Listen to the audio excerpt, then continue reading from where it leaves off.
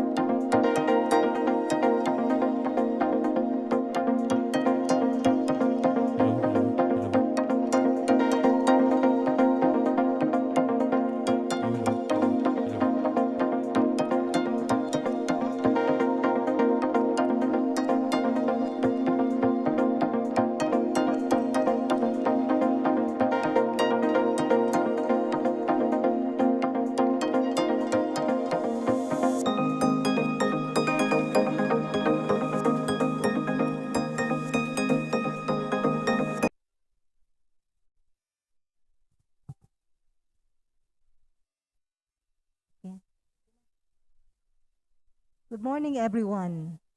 Welcome to the orientation on recruitment and selection of the senior high school teachers for school year 2021-2022 per Division Memorandum number 306, Series 2021.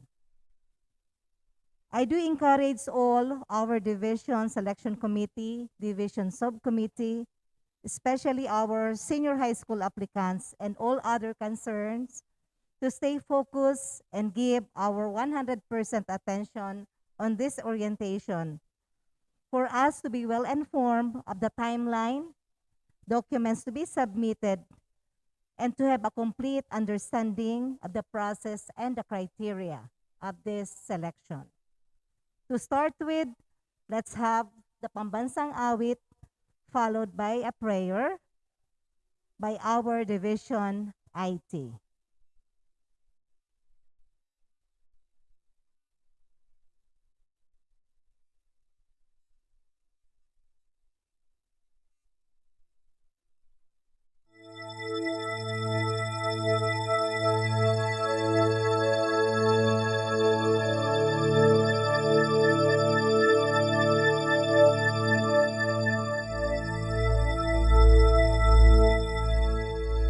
Mga kababayan, ang pambansang awit ng Pilipinas.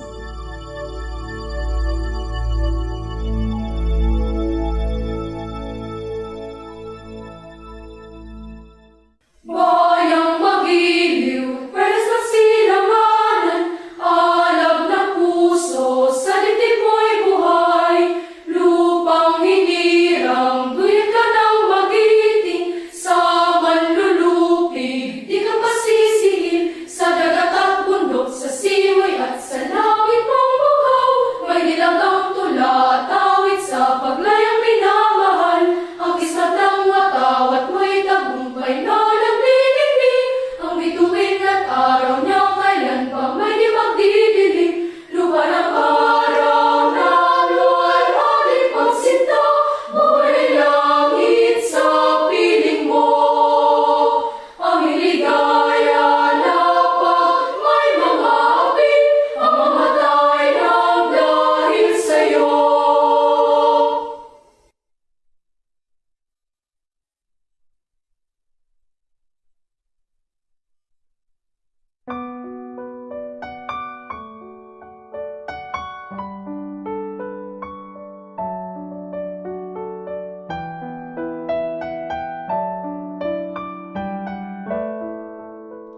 Manalangin po tayo sa ngalan ng Ama, ng Anak, ng Espiritu Santo. Amen. Ama naming pinakamakapangyarihan sa lahat, sa muli pong pagsilip itong bagong umaga, naway ipagkaloob po sa amin ang kadalisayan ng iyong liwanag upang sumilay sa aming mga puso. Ituro mo po, Panginoon, ang karunungan sa aming pang-araw-araw na pagpapasya, ang kakanyang umunawa sa di sinasadyang pagkakamali ng iba, ang kakayahang makiisa sa mga hakbanging ikauunlad ng aming sarili, ng aming sangay, ang sangay ng Camarines Sur at ng aming bayan. Panginoon, ituloy po pong makita namin ang kabutihan sa puso ng bawat isa. Hilubin mo po ang aming mga puso ng takot at pangamba sa patuloy na pagtitil ng buhay ng mikrobyong hindi namin nakikita. Higit sa lahat, Panginoon, samahan mo po kami sa aming paglalakbay sa buhay. Akayin mo po kami sa mabuting landas upang kami mailigtas pagdating ng takdang wakas. Ito'y inihiling namin sa ngalan ng iyong anak na sa Jesus, sa ngalan ng Ama, ng Anak, ng Espiritu Santo. Amen.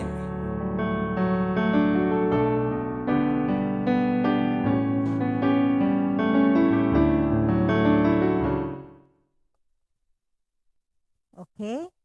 For our opening remarks, my friends, let's have our very own CID chief, the very accommodating Madam Maribel D. Berha. Madam.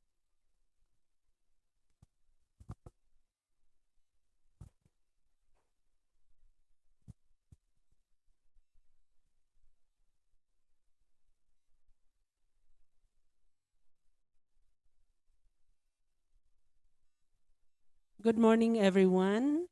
Thank you so much, Ma'am Ludi. Good morning, Ma'am Lloyds Nedea, our school's division superintendent. ASDS Suen Lozada, ASDS Maggie, ASDS Lin. Of course, we have here Mr. Jerry Masapol, Ma'am Divine Calleja, the IT staff, and of course, good morning to our applicants from the senior high school group. Offering the senior high school is to cater the 90% of our students to be job ready during the senior high school experience. May you help us along this line in facilitating on helping the students achieve their full potential. May you all be safe and successful in applying to the SDO Camarines Sur as our senior high school teacher. So today, we are having the orientation of senior high school applicants per division memorandum number 306, series of 2021. It is on the recruitment and selection of senior high school teachers for school year 2021-2022. Please listen attentively so that you can really join the SDO CAMSUR's Registry of Qualified Applicants for Senior High School. In considering you to become part of the Registry of Qualified Applicants, of course, we also have to look into prioritization, particularly if you are a lead passer, please join us and be able to reach the 70 points for the priority one to be hard. So good luck and enjoy while listening to this online or virtual orientation of senior high school applicants. Good luck, God bless, and keep safe.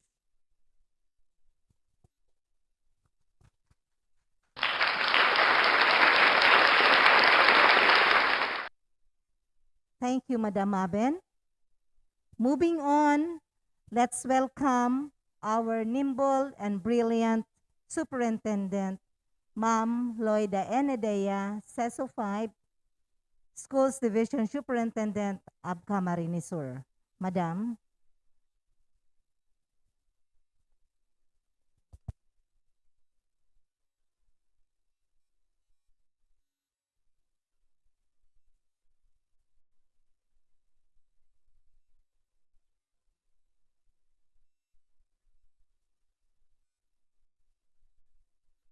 Suen, Mama Ben, the CID chief, the other members of the selection committee for the senior high school, other participants in this orientation, ladies and gentlemen, good morning.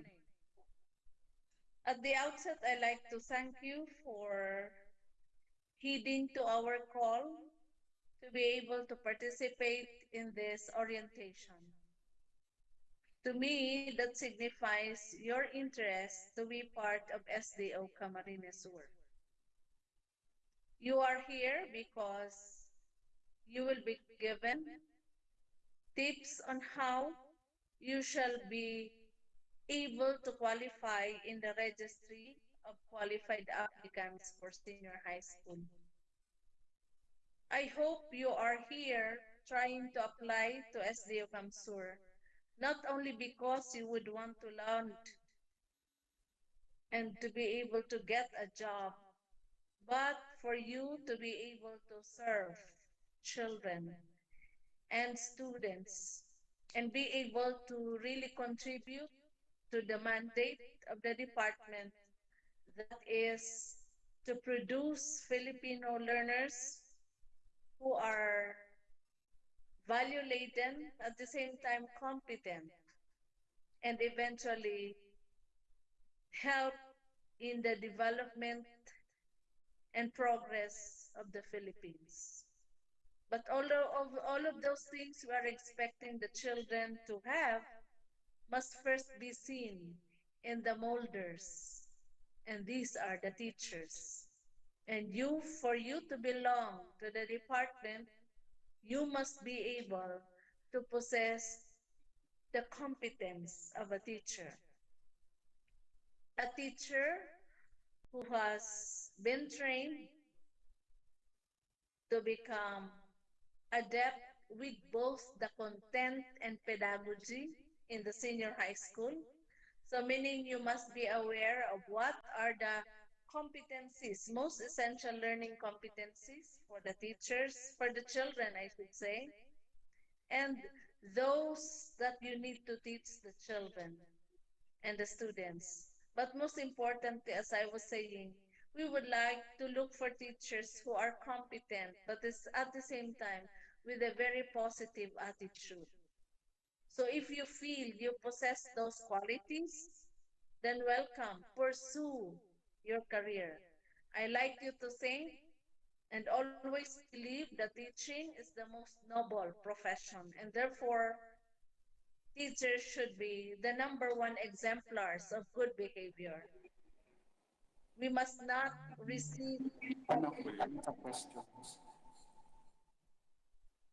about the quality of teachers' feedback that are negative, but we like the best teachers.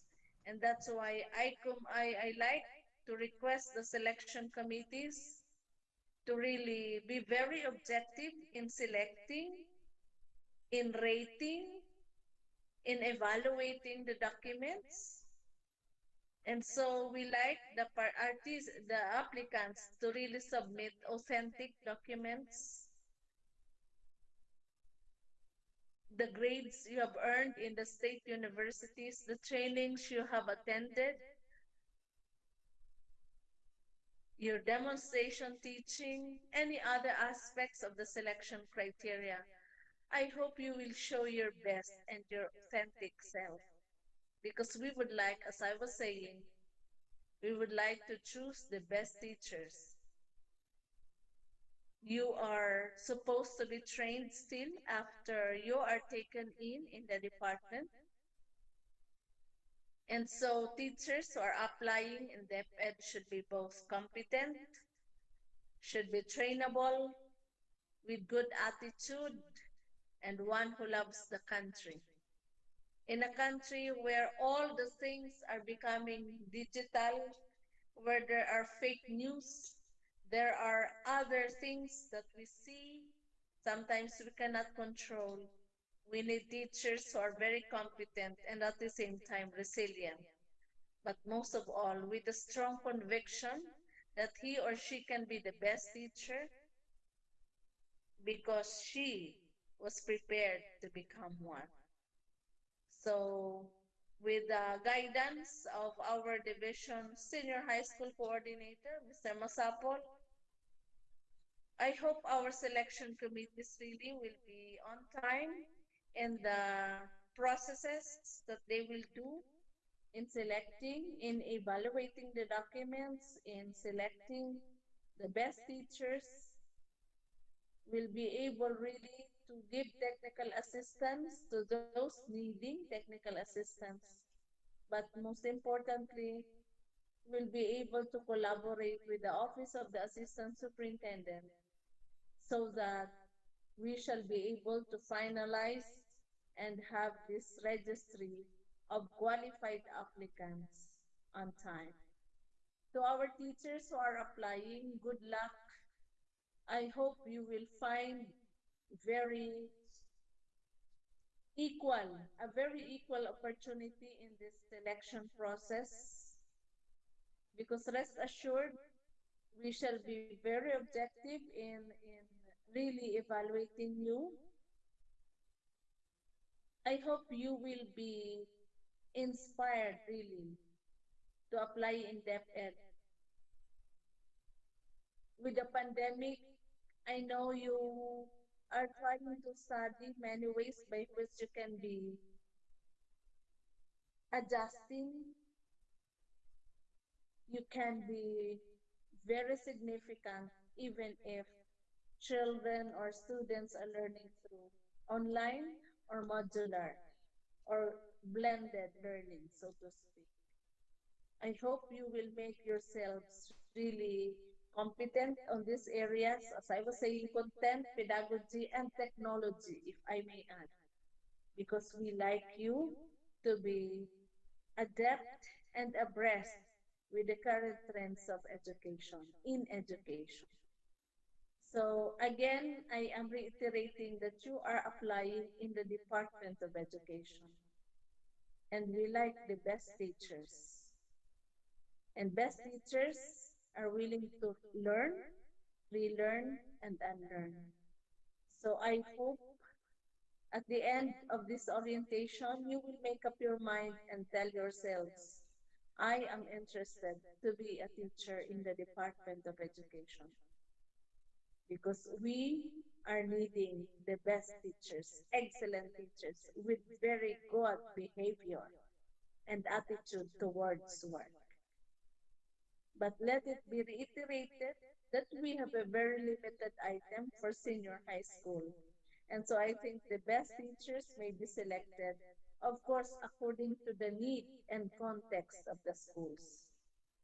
I like to reiterate also that when you apply in DepEd Sur, the biggest division in the Bicol region, with more or less 280 plus secondary schools, you will be willing to accept anywhere.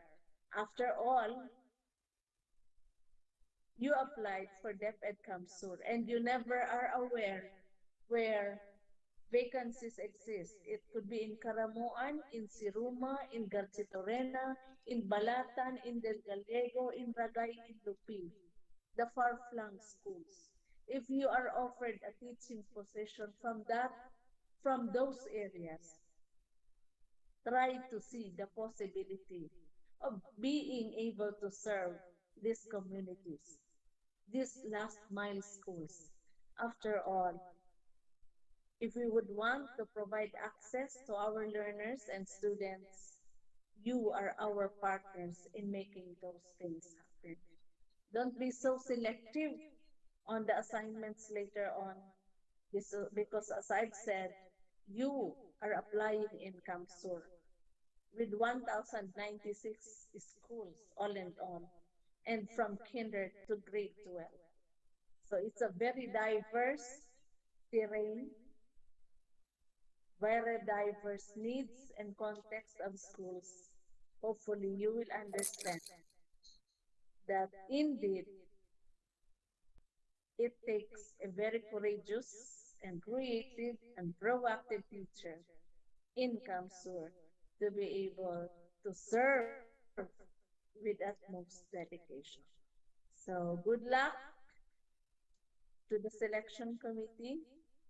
Good luck, ASDSON, and good luck, my dear teachers. May you find your experience here in applying in depth at CAMSUR a very rewarding one. I hope you will be able really to adjust to this new normal of applying, and that you're able to comply with the strict health protocols in case you will be asked to really have a face-to-face encounter. But in any instance, we are doing this virtually so that we will be able to observe the strict health protocols. Again, thank you for making yourselves available and be able to partake in this activity of SDO Camarines. Good luck to all of you and good morning, everyone.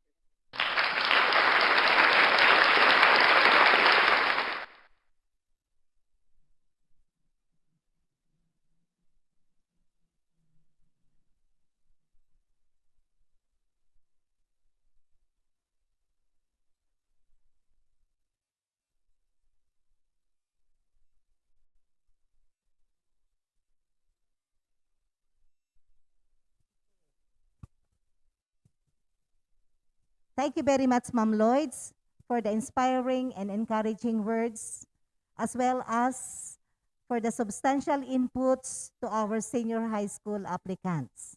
So reminder to our applicants, please bear in mind that you are applying in the division of Camarines Sur. Comes next is our fatherly and brotherly Assistant Schools Division Superintendent, no other than our very own Sir Swen Lusada Jr. for his statement of the purpose.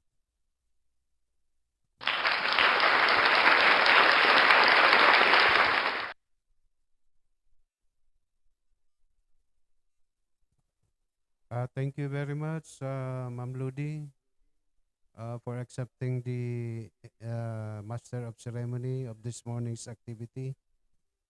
I'd like, of course, give my highest respect to our Schools Division Superintendent, Dr. Loida Enedia, my fellow Assistant Schools Division Superintendent, Ma'am Maggie, Ma'am Lynn, our Human Resource Officer, Ma'am Maria Divina Calleja, our Chief of the Education Program Supervisors, Dr. Mabin Berha, our uh,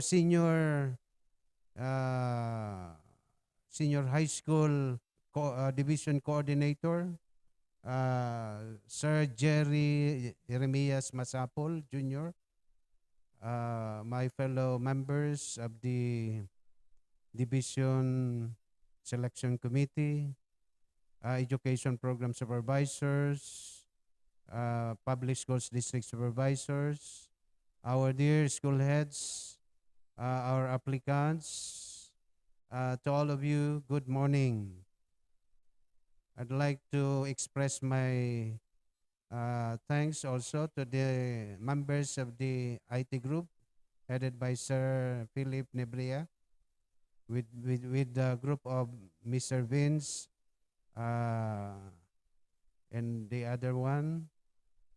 So at this point, I'd like, of course, to appreciate the message of our dear Schools Division Superintendent, Dr. Loida Enedia, and that will be an inspiration, both an inspiration and a guide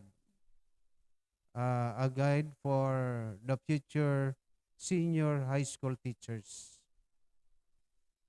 I'd like to appreciate, of course, our group here for facilitating this activity, given a small preparation, but we are able to come up with this activity. So at this point, I know all the school heads in the school are all listening, and with the prospective applicants, and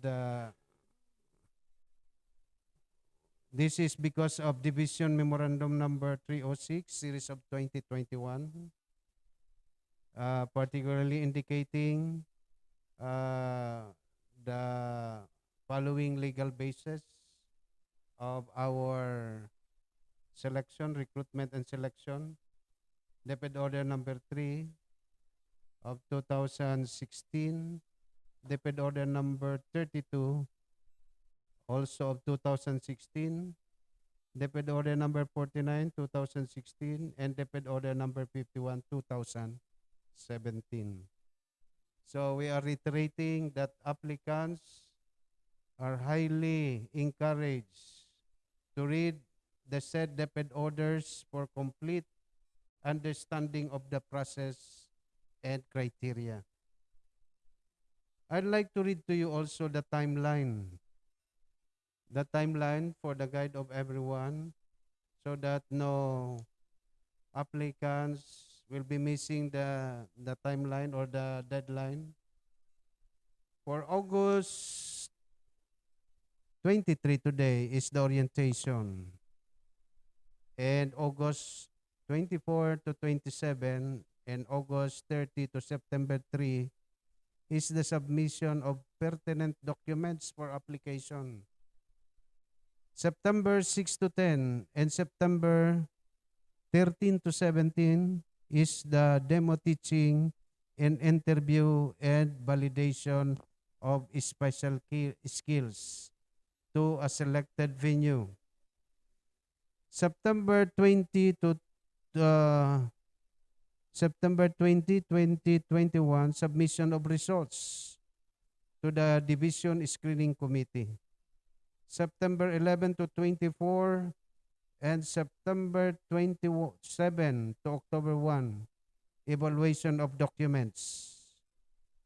Then October 4 to 8, 2021, preparation of registry of qualified applicants. October 11, 2021, submission of RQA to the Office of the Schools Division Superintendent. Then October 15, posting of RQA. Then English proficiency test shall be announced later. I'd like to read to you the pertinent, the mandatory requirements. Shall submit to the school head. So applicants shall submit to the school head of the senior high school where teacher shortage or vacancy exists. Okay. In color-coded folder containing the written application and labeled accordingly. So for applicants of permanent position, mandatory requirements, letter of intent, state of purpose, subject group, preferred school, if any. Then we have CS Form 212, personal data sheet, and certified photocopy of certificates and relevant specialized trainings, if any. Certified photocopy of the voter's ID, National Bureau of Investigation, clearance, omnibus certification.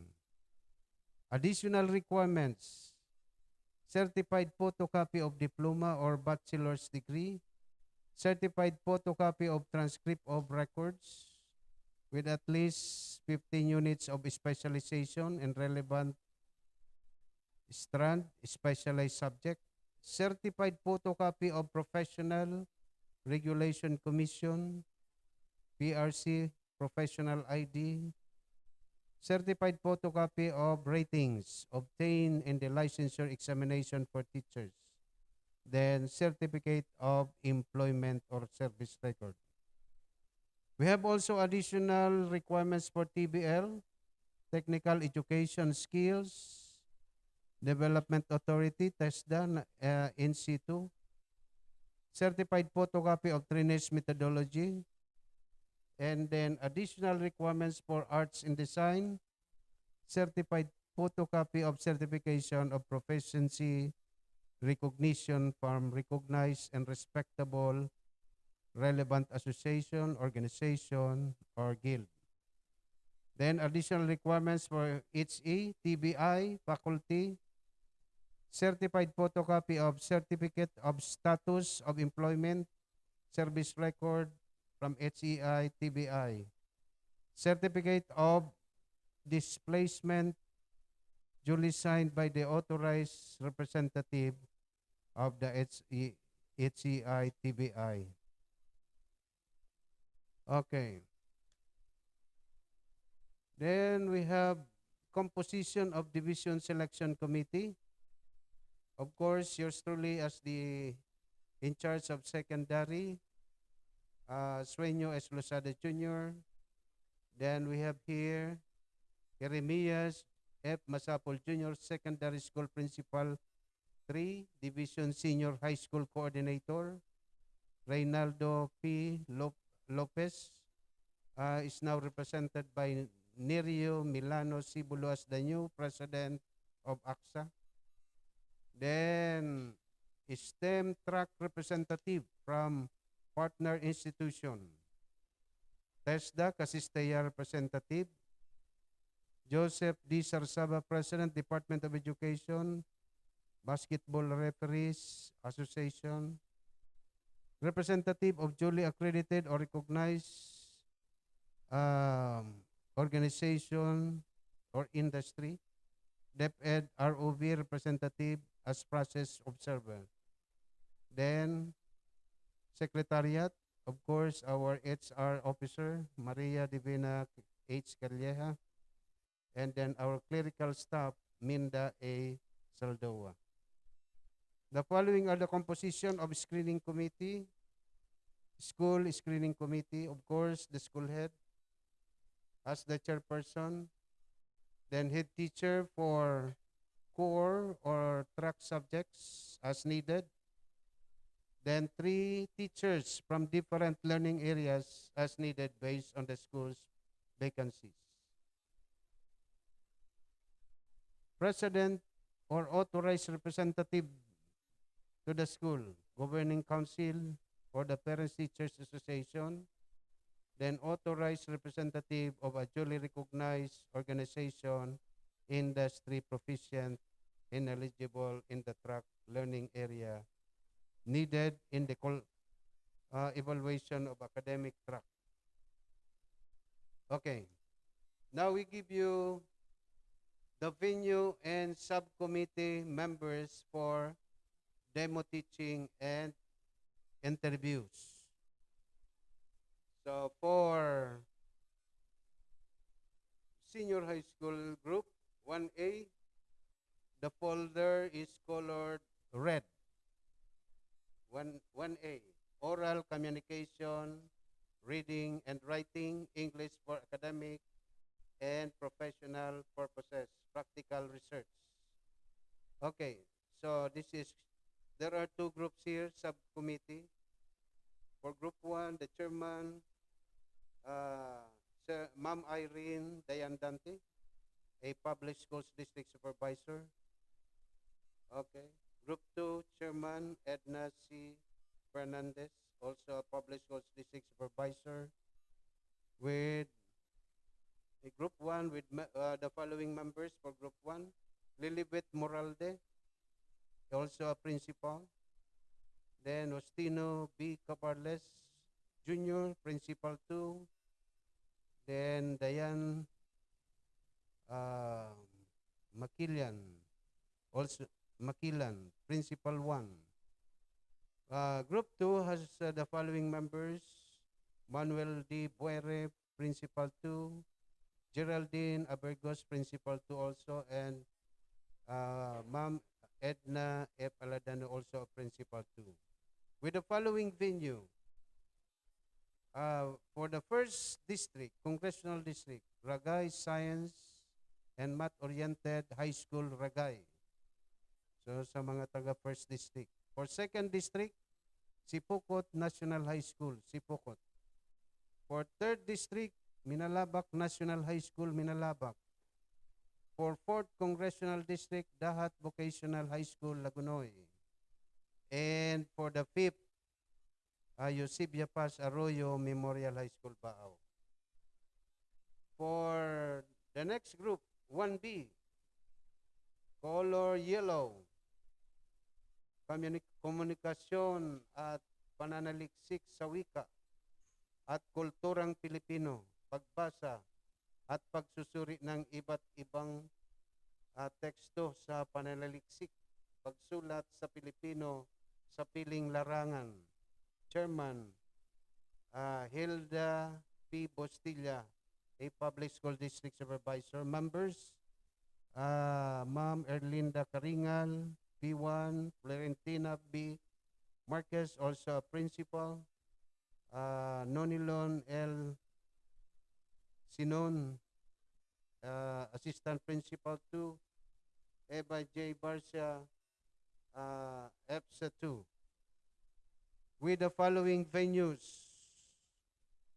First district, Del Gallego National High School, Del Gallego. Second district, Sipokot National High School. Third, Congressional District, Minalabak National High School. Fourth, La Salvacion National High School, Tigaon. Fifth, La Purisima National High School, Napua. Third group, 1C, color code, dark blue, 21st century literature from the Philippines and the world, contemporary Philippine arts, from the region, understanding culture, society, and politics.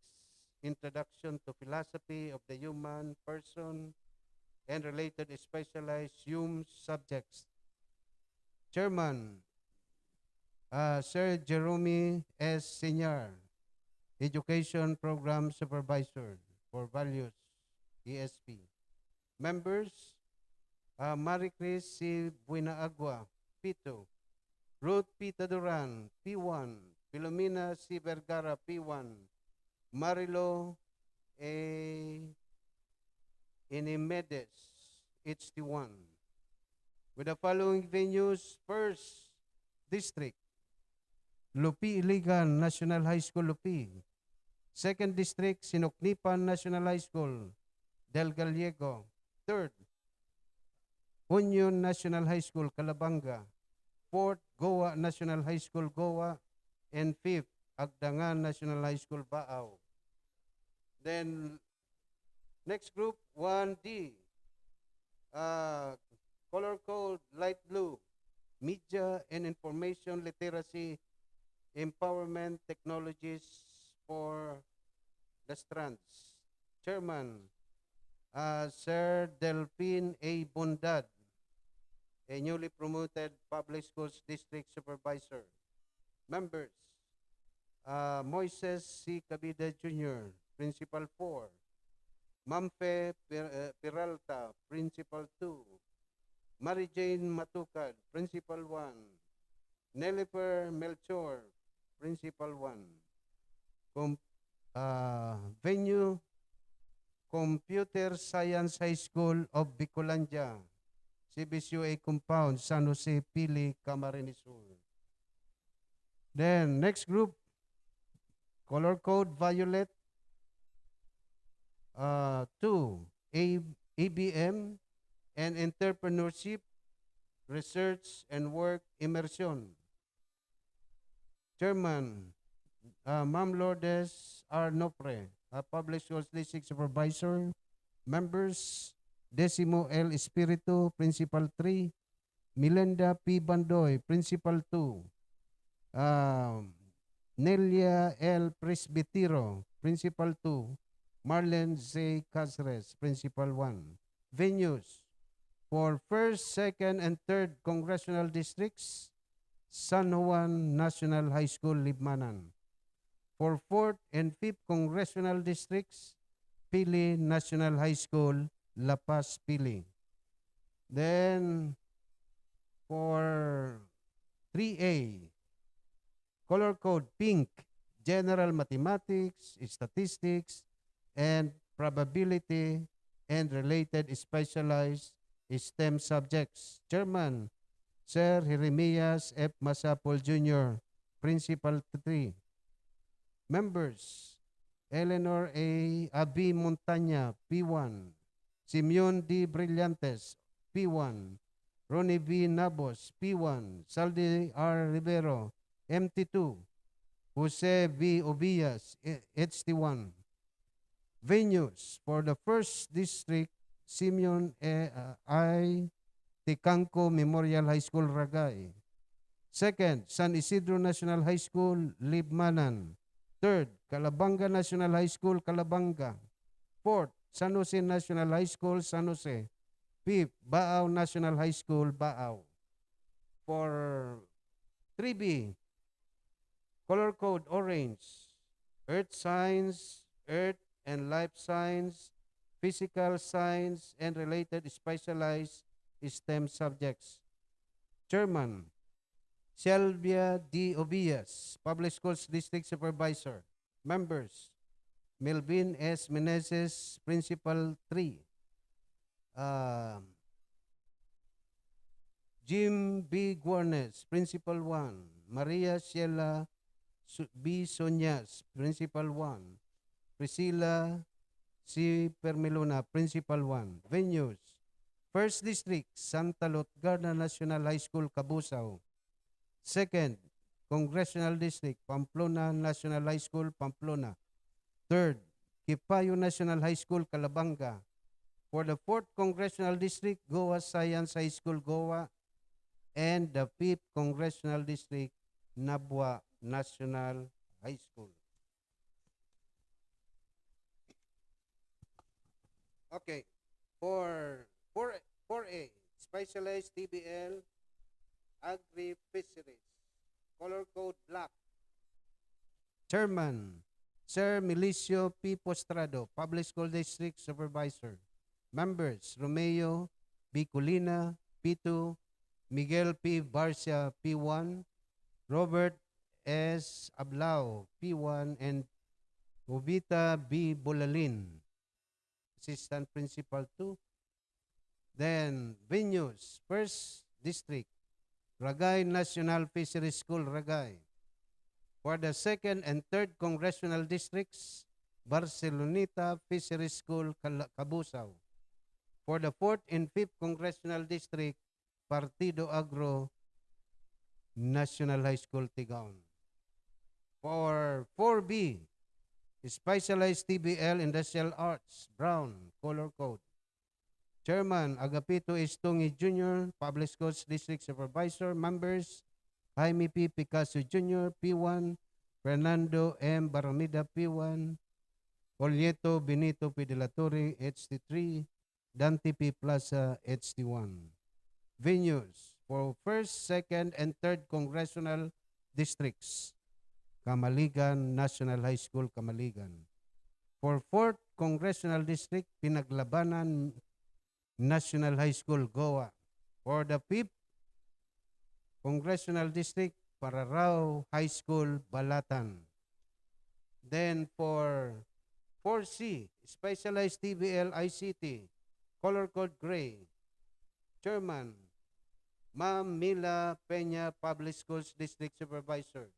Members, Guillermo C. Ortua Jr., P2, Wilhelm Aprila, P2, Joseph D. Sarsaba, P1, Rene Pasiona, HT1. Venues, only one, Ocampo National High School, Ocampo, Camarines Sur. For 4D, Specialized TBL, Home Economics, Colored White. Chairman, Ma'am Mary Rose Angeli B. Peñaflor, a newly promoted Public Schools District Supervisor. Members, Heracleo E. Barciliano, PSDS, APS, Education Program Supervisor. Then, Lorila A. Agnote, P2. Fe Cibulo, P1. Maria Edita Lopez, P1. Okay. So, for the venues, first, Congressional District, Godofredo Reyes Memorial High School, Ragay. For the 2nd and 3rd Congressional District, Magarao National High School, Magarao. For 4th Congressional District, San Ramon Pilot National High School, Lagunoy. 5th Congressional District, San Vicente National High School, Buhi. For physical education, health, personal development, and related specialized sports subjects, colored green. We have the same setup of committee. The chairman, Ma'am Mary Rose Angeli M. Peñaflor, Public Schools District Supervisor. Members, Heracleo E. Barciliano, EPS1, Lorila A. Agnote, P2, Fe Cibulo, P1, and Maria Edita Lopez, P1. Venues for 1st, 2nd, and 3rd Congressional District, Camarines Sur Sports Academy, San Jose, Pili. For 4th and 5th Congressional Districts, San Rafael National High School, Tigaon. Okay.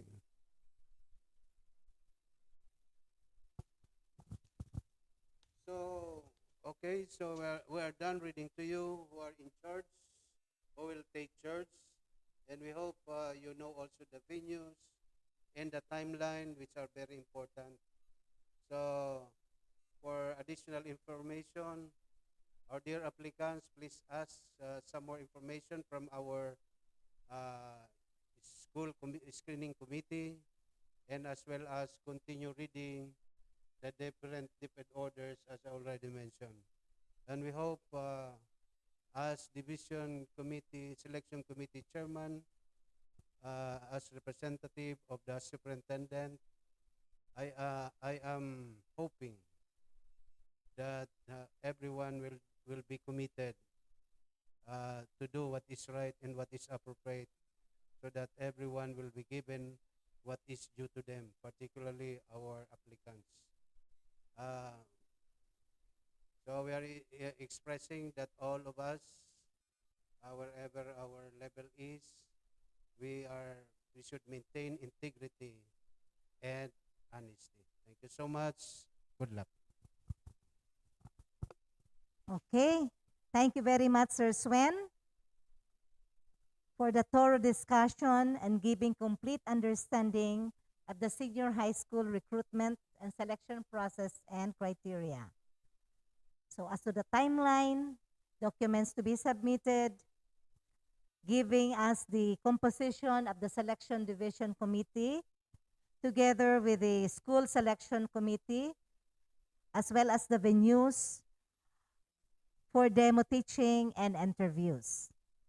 So up next, my friend, is the principal tree of San Fernando National High School, the OIC PSDS of Pamplona District, and at the same time, the very hands-on division, Mr. Jerry B. Masapul Jr., for the discussion of DepEd Order Number 3, Series 2016.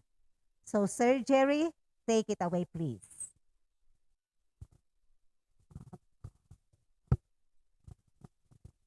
Thank you, Ma'am Ludi.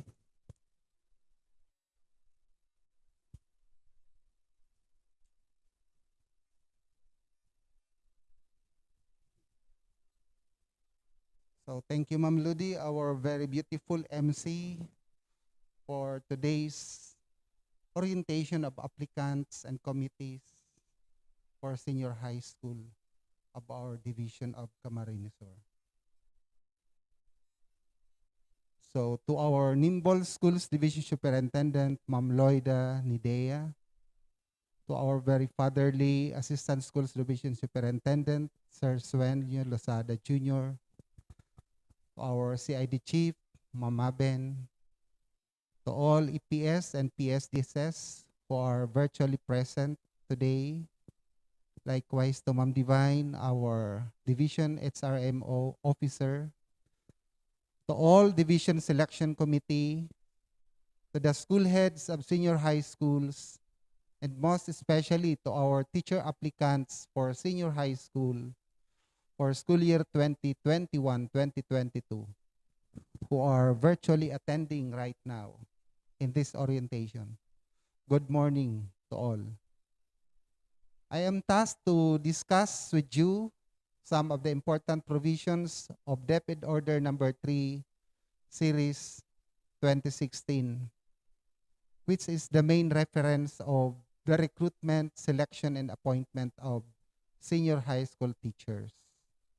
So mine is just for a little enlightenment so that from selection down to appointment, we will all be guided. So here in this DepEd Order Number 3, Series 2016, which was issued last January 21, 2016, signed by no less than Dr. Armin A. Loestru, our DepEd Secretary at the time, is all about hiring guidelines for senior high school teaching positions effective school year 2016-2017. Enclosed in this DepEd Order Number 3, Series 2016, is said to be the hiring guidelines, which aims to clearly define the application, selection, and appointment process of senior high school teachers, as well as to establish professional standards and evaluation criteria which will ensure that highly competent individuals with the appropriate qualifications and specializations are hired to teach in senior high school. So, nandyan po yan, nakalagay sa DepEd Order number 3. And for more emphasis on the rationale of this DepEd order, it is very clear that the statements placed in this rationale emphasize that the success of education system, of course, lies on the competence of teachers. As mentioned a while ago by our Paul of the Civil Service Doctrine of the Constitution and DepEd's continuing trust to enhance quality of basic education. Hence, these hiring guidelines are promulgated for teaching positions in this said to be senior high school that must be consistent to existing laws, rules, and regulations. We have the following scope summarized that I'd like to present to you.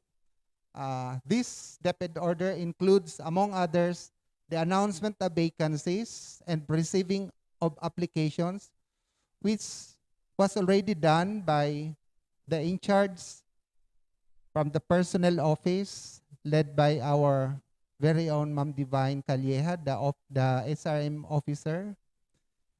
And likewise, the verification and validation of submitted documents. If you are listening intently, this is the role of the subcommittee, especially the school heads who will be receiving the documents at the school level. It also includes evaluation criteria and selection process, the most important part of qualified applicants, which will be done accordingly as scheduled. Then, of course, the appointment of qualified applicants, which will be done no less than by our appointing officer, Ma'am Noida, our SDS. Then, the monitoring of schools division offices, compliance by regional offices, as indicated in this DepEd order. The guidelines, I'd like to zero in that this will cover areas or aspects, and this shall apply to the filling up of newly created or natural vacancies for teaching positions in public senior high school.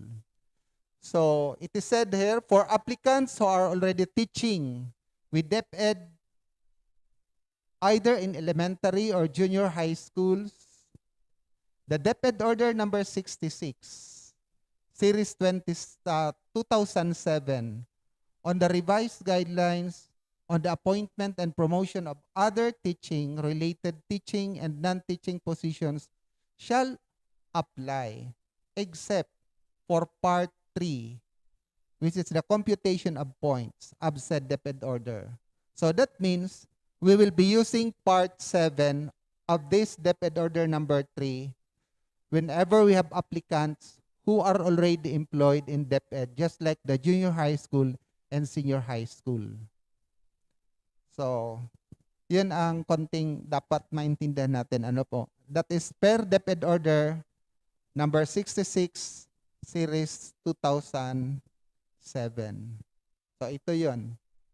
So, except in that DepEd order number 66, we are not going to use this number 3 for the sake of computing of points. But instead, of course, we will be using the part in DepEd order number 3 on computing of the points of applicants, which later I will show to you. So that we can have a full grasp of this DepEd order, and especially to the working committee from the subcommittee and likewise to the division selection committee, and for the applicants especially, let's have a quick review of the definition of terms which can be found in this DepEd order number 3 and other DepEd order. The bona fide resident refers, of course, to an applicant who has been residing for at least 6 months. So if you are applicant that you are claiming that you are a resident of that place where you are applying, you must be at least 6 months in that place. That is, you have to include that as evidenced by the personal data sheet, civil service, form 212 revised 2005, and a voter's identification card or any proof of residency deemed acceptable by the school screening committee. Then we also have to know what is meant by displaced HEI applicant. This is unique in senior high school because we are expecting applicants coming from the higher education institution. So HEI applicant refers to the applicant who has a minimum teaching experience of at least one complete academic year in an HEI as of academic year 2014-2015. So siguro naman by this time, if ever we have wala ng ganito and they are all qualified if they will apply and has been displaced as a result of the implementation of Republic Act 10533, other known as the Enhanced Basic Education of 2013. So even before we are entertaining applicants like this group of applicants, HEI. Then what is meant by HEI? I already said it. Higher education institution refers to an educational institution, private or public, undertaking operations of higher education programs. Yung galing sa college, with unorganized groups of students pursuing defined studies in higher education, receiving instructions from teachers also, usually located in a building or groups of buildings in a particular site specifically intended for educational purposes. So tulad ng Mariners, tulad ng lahat ng mga private school at saka kahit yung mga galing sa public colleges and universities. Then we have the so-called permanent. Of course, from the term itself, that refers to the employment status issued to a person who meets all the minimum qualification requirements of the position to which he or she is being appointed. So you will only become permanent employee once you are appointed permanent.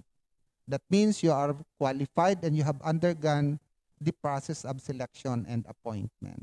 That is as amended by Civil Service Memorandum Circular number 15 Series 1999. Tagal na po nito. Another term that we have to know is the provisional. Refers to the employment status. This is the opposite of permanent. Issued to a teacher who meets all the requirements of the position except eligibility. So that is very clear. So ito yung tinatawag ng mga non-passer. In senior high school, they can serve as provee teachers. Then we also published work. This refers to a copyrighted work as enshrined in Republic Act 8293, otherwise known as Intellectual Property Code of the Philippines, made available to the public by sale or other transfer of ownership, or by rental, lease, or lending on unrestricted basis. This includes works that are literary, scholarly, scientific, or artistic in nature, published in a book, journal, anthology, textbook, newsletter, etc. So this is about works that are being submitted by applicants that they said pinablis nila. Ano po? Ito yung publication, in other words. Then we also have qualification standards. What do we mean by QS? QS refers to the minimum and basic requirements for positions in the government. This shall serve as the basic guide in the selection of personnel and in the evaluation of appointments to all positions in the government. Later, I am going to show to you several QS for the different positions from teacher 1 up to master teachers.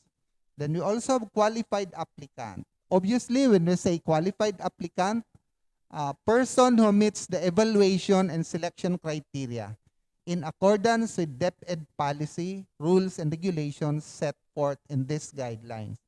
So, yun. Then we have, once the applicants are qualified, included in the ranking, and nakakuha ng mataas na points, 70 points, ang tawag na sa kanila ay mapupunta sa Registry of Qualified Applicants. This refers to the official list of applicants who obtained an overall score of 70 points and above, based on the criteria and as a result of the evaluation and selection process set herein. But later you will notice that even though the applicant did not reach up to, were not able to earn 70 points, pwede rin silang ma-hire for as long na yung nasa RQI mga applicants ay ubos na. Ano po? Just to make it clear. Then, of course, what is meant by senior high school refers to an educational institution, public or private, undertaking educational operations offering grades 11 and 12. Sa ngayon siguro alam niyo na to masyado. This is the highest part of basic education curriculum, senior high school. Then we have the senior high school teacher. Yung mga applicants ngayon na makakwalified out of DepEd Order number 3, Series 2016, you will become a senior high school teacher. Refers to a person who meets the minimum requirements, whether on full-time or part-time basis, including industrial arts and vocational teachers and all other persons performing supervisory, managerial, and or administrative functions in schools and educational offices at the district, division, regional, and central levels, and qualified to practice teaching under Republic Act 7836, and or those performing functions in support of education such as standard setting, policy and programs formulation, research, and sector monitoring and evaluation. So, as DepEd teacher, having both junior high school and senior high school teaching loads will only be considered as senior high school teacher with an senior high school item if he or she has satisfied all requirements, successfully undergone the application process for a senior high school teaching position, and has a predominantly senior high school teaching load that is more than 50% of his or her teaching load are those of senior high school. So, yun, that pertains to their teaching loads para matawag na senior high school teacher sila. Another term is the part-time senior high school teacher. So, part-time meaning hindi sila full-time. Refers to a practitioner in a field related on a senior high school track or strand who teaches in senior high school. Part-time senior high school teachers may teach in one or more schools within the division, provided that the total teaching load will not exceed 1/2 of the regular teaching load. Prior to application, practitioner senior high school applicants currently employed by the national government or local government unit shall seek approval from the head of his or her unit to teach in senior high school with supporting evidence thereto. But as far as our division is concerned, we are not observing this kind of senior high school teacher, for we have plenty of qualified senior high school applicants to become full-time teacher. But we can have this if ever there's a need. Ano po? Then, the senior high school subject groups. To people who are not so much engaged in senior high school curriculum, this may be new. So if you are an applicant who do not have knowledge about this, you should know that in senior high school, we have subject groups which are related to senior high school subjects grouped according to needed teacher specialization or preparation, such that all the subjects in any track or strand offered by the school can be taught by qualified teachers. So later, you will notice the matching of your educational preparations and the specialization in senior high school, especially in 1C, because na-observe namin to, maraming nalilito dito, The senior high school subject groups shall be the basis for preparing the senior high school registry of qualified applicants. If you are intently listening to the message of Sir Swen, he mentioned about this kind of registry. Saka yung iba-ibang mga kulay, subject group, especially if you are going to submit your application. Senior high school teacher applicants should also indicate the senior high school subject group. So that's what I mean. They intend to teach in their application letter. Ideally, senior high school teachers should be able to teach most, if not all, of the subjects in the same group. Senior high school teachers may also teach subjects from different groups provided that he or she qualified to do so. So, ibig sabihin yan, if you are an English teacher and you have knowledge in maybe in ICT at walang hawak ng ICT, yung group 4C, you can also handle subjects on that kind of group. But you must have majority of your loads in your subject group where you belong. Ano po? So, ito yon. For the purposes of these guidelines, the senior high school subject groups are as follows.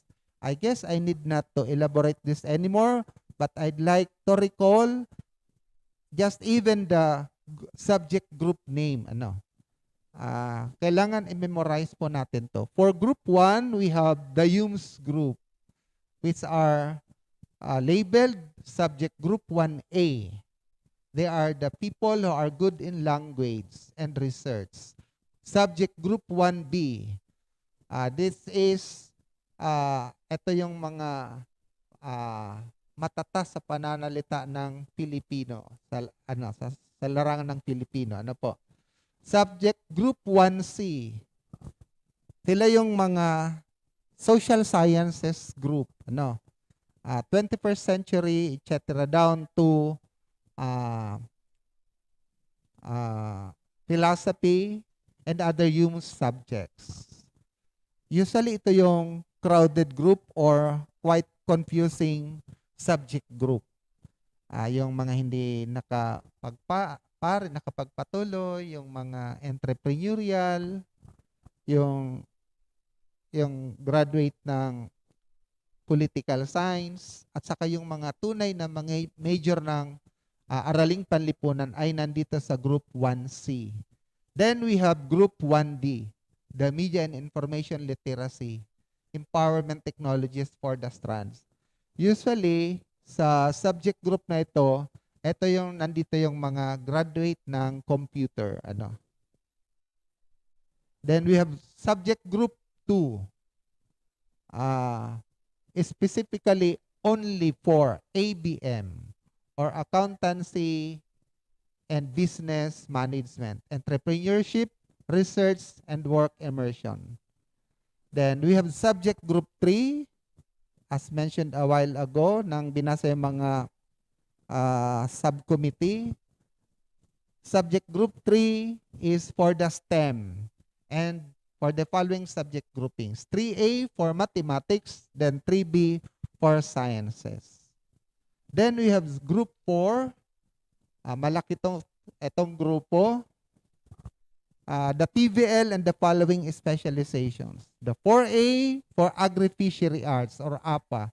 4B for the industrial arts. 4C for the ICT. Then 4D for the home economics. So memorize natin yan. APA, IA, ICT, then HA. 4A, B, C, D. Then group 5.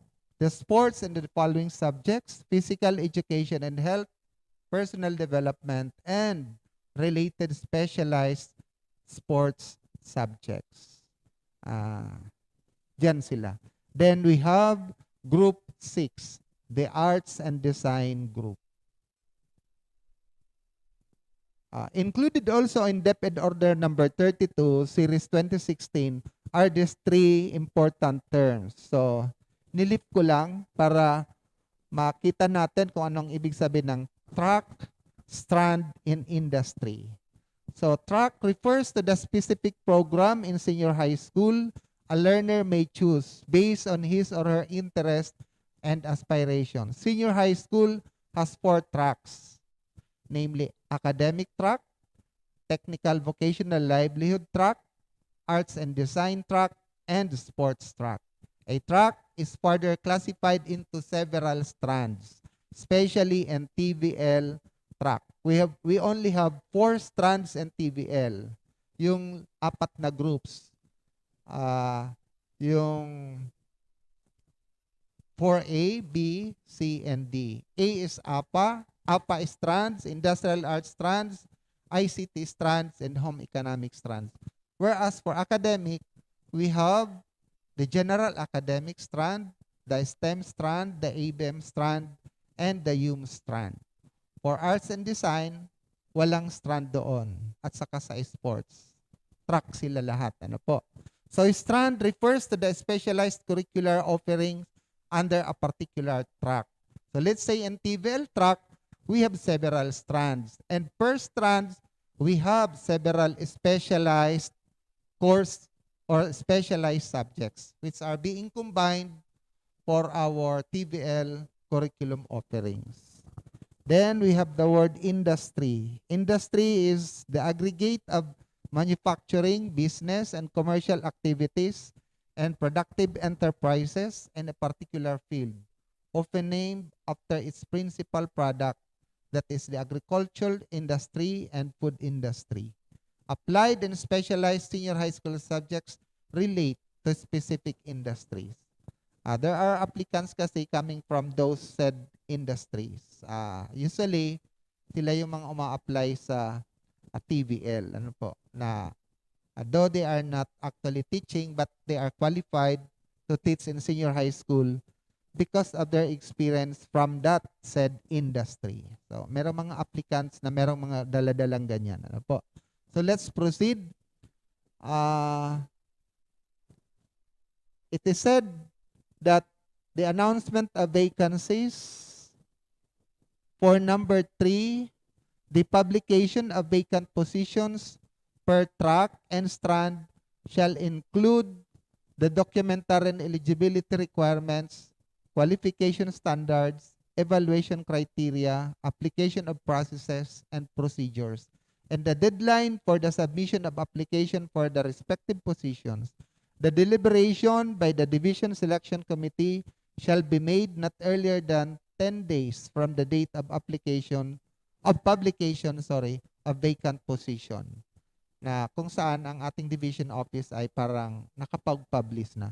It shall be valid until 6 months reckoned from the date of publication. Thus, appointment shall be made within this period. Otherwise, it shall be republished and open for application until the right candidate for the position is chosen. In DepEd Order number 32, Series 2016, iba yun. Ano po? So the announcement of vacancies for the last 2 sentences in item 4, number 3 of DepEd Order number 3, Series 2016, shall be deleted and replaced with the following. So balikan natin yung hinighlight kong number 3. So yung na-underline dyan na it shall be valid until 6 months, etc. Right candidate for the position is chosen. Instead, it shall be like this. The publication of a particular vacant position shall be valid until filled out, not to extend beyond 6 months reckoned from the date of the position was published. In the issuance of appointments, the requirement of publication is deemed complied with if the process of application and screening started with 6 months from publication, and if the vacancy is filled not later than 9 months from date of publication. Should no appointment be issued within the 9 months period, the agency has to cause the republication of the said vacant position. So that's under DepEd Order number 32, Series 2016. Portion lang naman ng DepEd Order number 3 under announcement of vacancies ang niresend nito. Ano po? So let's proceed. As I said, this DepEd Order number 3 also includes application process and documentary requirements. Though thorough explanations of this, I believe, during actual orientation of the qualified applicants shall be done with the HR office with Ma'am Divine. But for the sake of discussing this DepEd Order, let me read some of the provisions here. Applicants shall register to the the department's online system at application deped.gov.ph, where they must encode their personal data sheet. I believe this is no longer true this time because ito yung ginawa lang nung first time na in-implement ang DepEd Order number 3. Ano po? So, siguro kasi before, hanggang national ang pag-a-apply. Merong tinatawag na unique applicant number. But this time around, kahit hindi na po siguro, the subcommittee from the school level can already attest as to the number of applicants na gustong sumali sa selection. So, itong number 1 na to ay hindi na ngayon totoo. Ano po? So, applicants shall submit to the SDO or the school head of the senior high school either standalone, senior high school, or complete secondary school where a teacher shortage or vacancy exists. Sinabi na po ito sa division memorandum natin ngayon. Ano? So, right now, applicants are already submitting and the school heads are already doing some review of the submitted document. That once ma-found out na merong kulang from the following mandatory requirements, immediately the applicants ay tatawagin ng in charge. So, siguro in Pasay, biglain na lang natin itong mga mandatory requirements. Na-mention na yata ito kanina. Letter of intent, you have to state the purpose and expression of interest, especially the name of the school where you want to teach, and the subject group which you believe you are qualified to teach. Ano?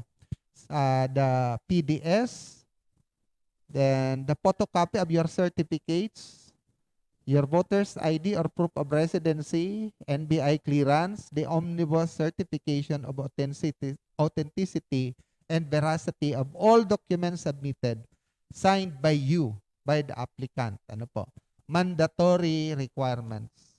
Sometimes this omnibus, binibigay na to ng mga schools, then, but you have to let an attorney notarize. Or sometimes, ngayon ba sir, are we going to observe this kind of practice? Ino-notarize pa po ba yung omnibus? Yes. So, that's the normal way of submitting the omnibus. Kailangan naka-notaryo. Ano po? So, how many mandatory requirements? We have only 6. From your letter, PDS, photocopy of certificates, relevant and specialized trainings, ID, and by clearance in omnibus. Then for the other requirements, of course, the photocopy of your diploma on bachelor's degree, photocopy of your transcript of records, photocopy of your PRC, then photocopy of ratings obtained in the licensure examination or LET. Then if you are applying from the HCI, there must have or other agency, government agency, must have a written approval from his or her head of unit if you are currently employed by the national government or the local government unit. Ayun. Then additional requirements for TVL, yung alam natin, yung NC2 certificates, and if you are aspiring for a higher position in TVL, include also your TM1 certificate. So your trainer's methodology certificate. For the arts and design, you have to add certified photocopy of certification of proficiency or recognition from recognized and respectable relevant associations or organizations or guild showing that you are good in arts and design.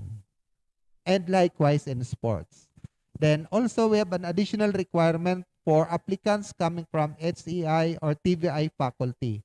A certified photocopy of certification of status of employment or service record from HEI. That is for us to know your at least 1 year experience as faculty in that institution para ma-declare kang HCI or displaced employee from that agency.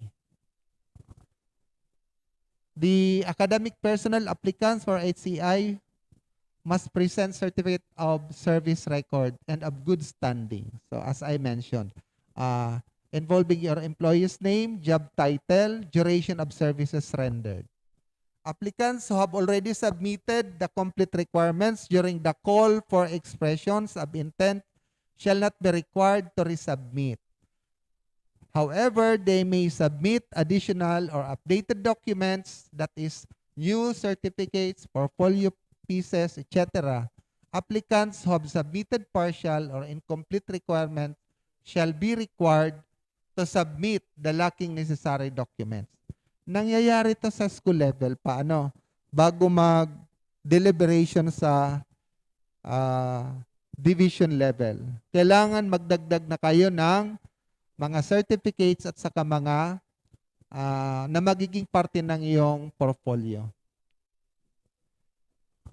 Then, of course, for the evaluation and selection committees, I guess I need not to repeat this because it has been already mentioned by our ASDS, Sir Swen, about the composition of the school screening committee and the division selection committee, likewise the subcommittee, because we are quite big division.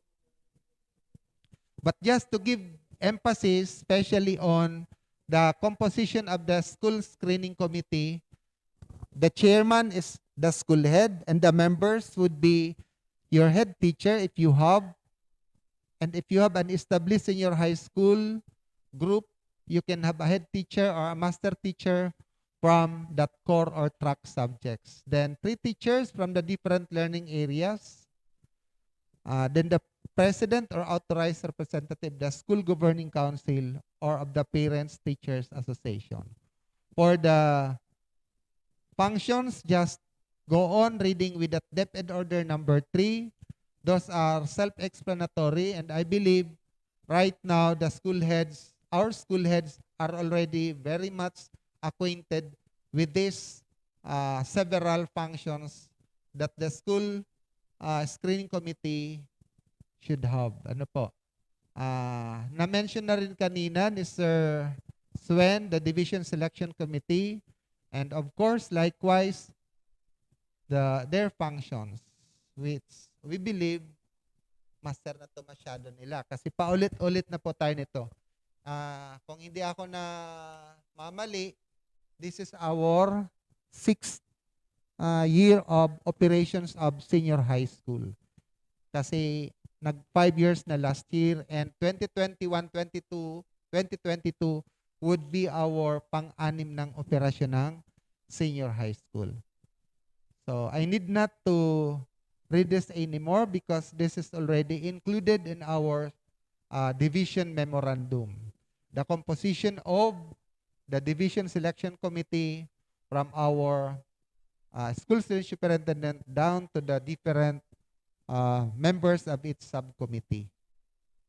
So let us proceed on the evaluation criteria and computation of points. Kanina nabanggit ko to that if there are applicants who are already teachers in junior high school, though they are going to follow the DepEd order number 22 series 20, na ba yung DepEd order na yun, nakalimutan ko na, kanina na i-plus ko yon.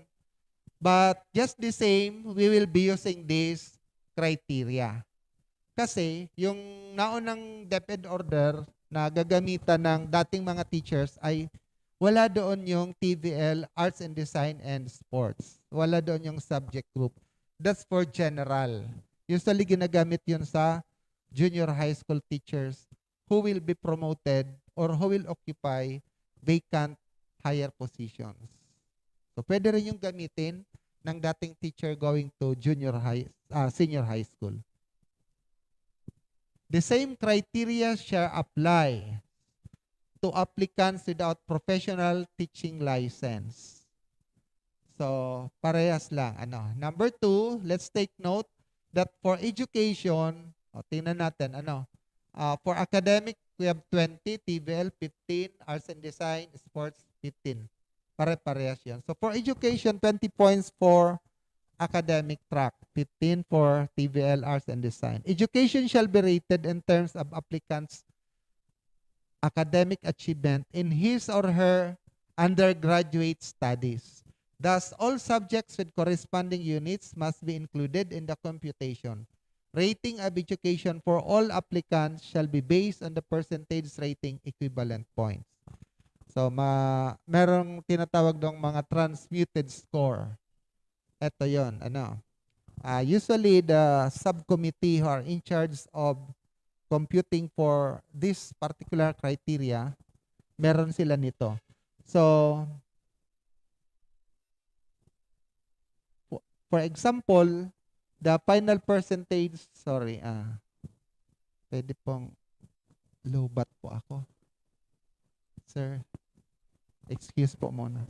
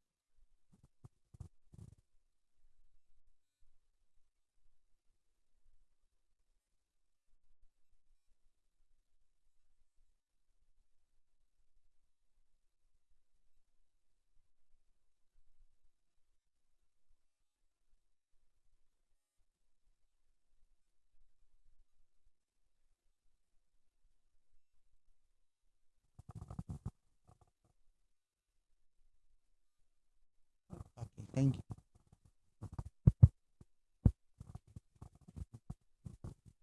So let's continue. Thank you. So as you can see in the table, the final percentage rating obtained in tertiary education has corresponding equivalent points for academic track and core subject applicants. Please take note that the higher points is only 15 and the lowest point is 4. While for the TVL, Arts and Design sports applicants, 11.25 and the lowest point is 3.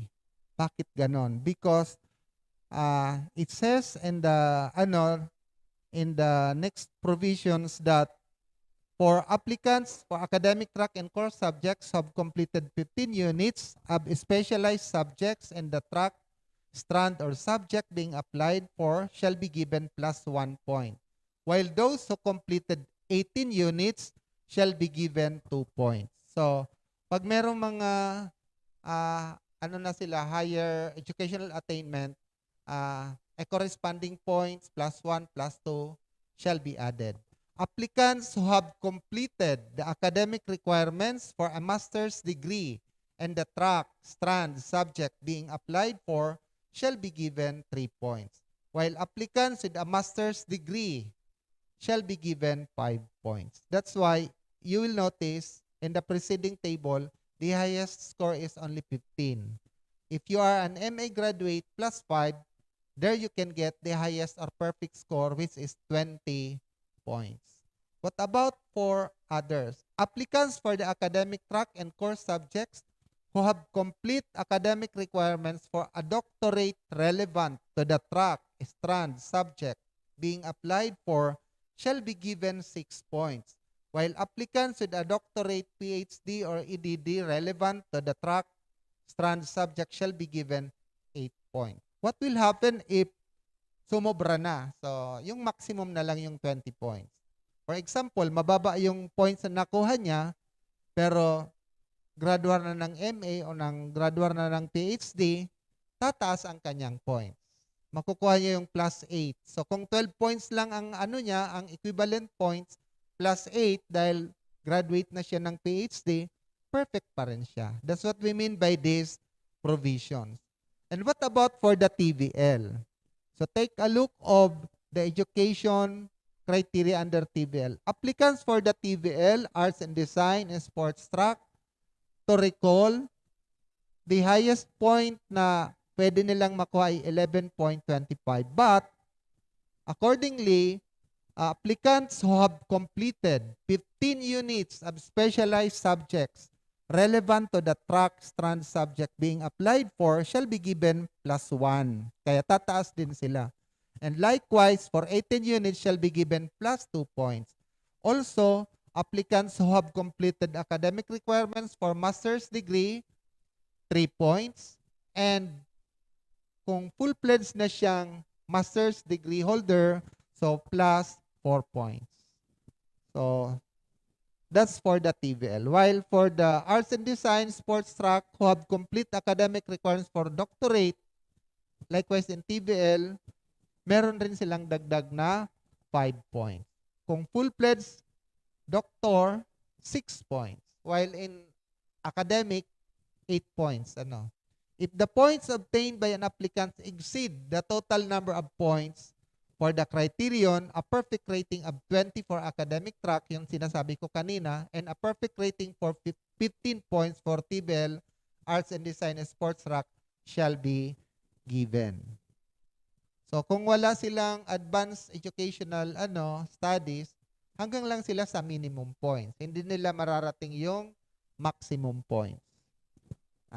Ibang-iba ang sa senior high school. Teaching industry, workplace experience. So let's proceed on experience. How do we rate experience? The highest points that the applicant can have is only 15 points for the academic track and core subjects. Whereas for TVL, Arts and Design and Sports, 20 points. So baliktad naman, Kanina yung academic, mataas, education, mataas yung sa academics. Mababa yung sa TVL at Arts and Design and Sports track. Ngayon, sa work experience, of course, mataas ang TVL, ang hinahanap, 20 points. At least 1 year of professional experience in the fields under the track being applied for shall be given 0.5 points for every month of employment beginning of the 13th month of employment. So kung automatic, if the applicant does not have accumulated a 1-year experience, 0 points siya. Clear yun. Magsisimula lang yung point niyang ma-earn of 0.5 points at the start of 13-month employment. So example, the TVL applicant with 2 years experience. 2 years is equivalent to 24 months. So, shall be given 6 points. Why? Because, as I said, magsisimula lang yung experience niya after 1 year. Therefore, 24 months shall be deducted with 12 months. So, ang matitira na lang yan is 12 months. Times 0.5 equals 6 points. So, madali lang naman. Nahatiin lang ang number of months, pero bawasan muna ng 1 year. So, yan. Certificates of employment or business permits, if self-employed, shall be used to determine the validity of workplace experience. Practitioners may present other proof deemed acceptable by the Division Selection Committee. Per experience, sa experience, for the past 5 years, accumulated yata ang ginagamit natin dito. For example, yung TVL applicant, nag-hopping from one industry to another. Meron siyang 3 years experience sa ganitong industry. Another experience, 5 years in this kind of industry. So in fairness to the applicant, we will compute the accumulated experience of his or her service as an HCI teacher or maybe a worker in that industry. Yan ang ibig sabihin yan. So, dinadagdag-dagdag. Just like also for teachers, applicant, who have already experienced teaching in senior high school, in junior high school as volunteer teacher, ganun din ang mangyayari. 3 months substitute, another 2 months substitute, then 1 year volunteer, if granted, shall be added accordingly, and then it will be computed per formula set in this number 3. Per DepEd order number 3. So yun po there is here a provision saying that teaching experience of applicants affected or displaced from HCI shall be given additional points on top of the score obtained from the above points. So, kung doon sa education merong mga dagdag-dagdag, meron din tayo sa experience, especially for HCI displaced applicants. At least 1 year of experience plus 1 point. More than 1 year or less than 3 years of experience, 3 points. 3 or more plus 5 points. Mangyayari lang yan kung applicants have performed duties and functions higher than the position being applied for shall be given additional 2 points. Example, teacher who has served as department head, a mechanic who has performed supervisory functions, an artist who is the president of a guild, and others as deemed acceptable by the DSC. Medyo bihira naman tong mangyari kasi pag hindi ka pa nga experience, you cannot handle a higher position. Kaya bihira ang nakaka-avail nitong plus 2 points. Na hindi ka pa nga naging teacher 1, mataas na nang hawakan mo, department head ka na or what. Parang imposible naman po. If the points obtained by an applicant exceed the total number of points for the criterion under experience, a perfect rating of 15 for academic and 20 for the TVL, Arts and Design, Sports Track shall be given only. Kahit may mga dagdag. Then we go to specialized training. When we say specialized training, 10 points for applicants for academic track and core subjects, 20 points for applicants for TVL track subjects, and 15 points for applicants of the arts and design and sports track subjects. So 10, 20, 15 specialized training. Obviously, mataas ang sa TVL. So 20 points. Kasi nga, skill subject ang TVL. Rating of core subjects, academic, arts and design, sports applicants. Ito yon. Applicants must have attended training relevant, letter A, to the courses and the track, strand, subject being applied for. Of course, kung saan ka nag-a-apply na area, yung training mong dadalhin at gagamitin sa ranking, kailangan may bearing doon. Hindi pwedeng English teacher ka, pero yung training mo ay driving. But per experience again, kasi meron yatang advisory nito or guidelines that all teachers must be computer literate. That's why even though you are not an ICT teacher, yung training mo sa ICT ay makikredit kahit you are applying for in a core subjects or academic track. So yun lang yata ang training na pwedeng ma-relate natin sa lahat na teachers. But other than that, let's say, TM ka sa wellness massage, tapos you are applying for a teacher in subject group 1A, hindi naman yun relevant. So let us be specific on trainings related to the position that you are applying to. Thus, only seminars, trainings, workshops, and symposia related to such shall be credited. Sabi ko na nga.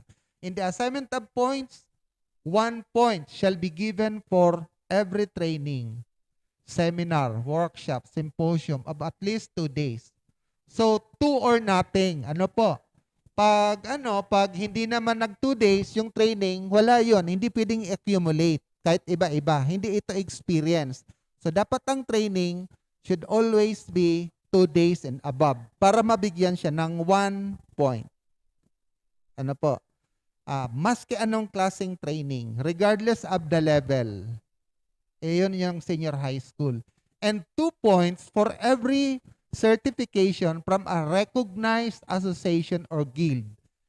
Usually, ang recognized association or guild, yung civil service trainings, yung sa TESDA, yung sa CHED, yung sa DepEd. Pero kung mga trainings na parang hindi galing sa DepEd, CHED, TESDA, and even civil service, dun lang sa mga 1 point. Because there are some agencies who are offering trainings for all walks of life, kahit hindi sa teacher. Kunwari, nagsali siya doon sa training na yon, 1 point lang kung 2 days and above. Pero kung recognize ang group na nag-sponsor, especially NAIAP, so automatic 2 points yun. For as long na 2 days and above. Pero kung hindi naman 2 days, 1 day lang, kahit NAIAP yun or kahit civil service na training, walang points din yan na 2 points. So, anong tawag dyan? 2 or nothing. Kung hindi kaya, 0. Pag kaya, 2 points kaagad. So, the documentary proof of knowledge in using technology or software that may aid in teaching specialization shall be given 2 points on top of the score obtained, not to exceed 10 points. So, ang bait masyado ng DepEd Order number 3, ang daming mga top of points. Padagdag ng padagdag. For arts and design applicants, certification listed below shall be given 2 points. Doon po yan sa training niya. So, kung wala siyang nag-qualify na training na yung 1 point at 2 points for the recognized group na nag-sponsor, pwede siyang maka-avail ng plus na points dito kung meron siyang documentary proof of knowledge in using technology or software. So, na siya mismo ang gumawa niyan.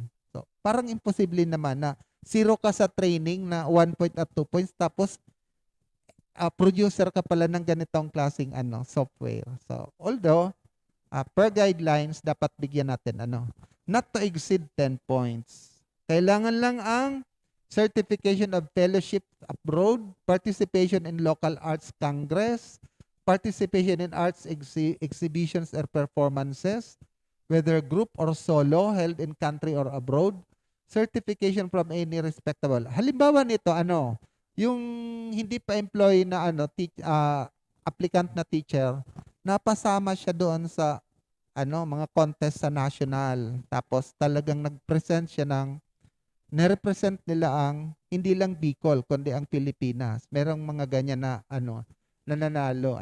Kung member siya doon at meron siyang certificate, meron siyang kasulatan, yun ang ibig sabihin nito, plus 2 points. Kung applicant siya sa arts and design. Because when you say arts and design, it does not only mean painting. It could be dancing or singing or drama or theater arts. So, certification from any respectable and highly regarded national or international art-related professional organization.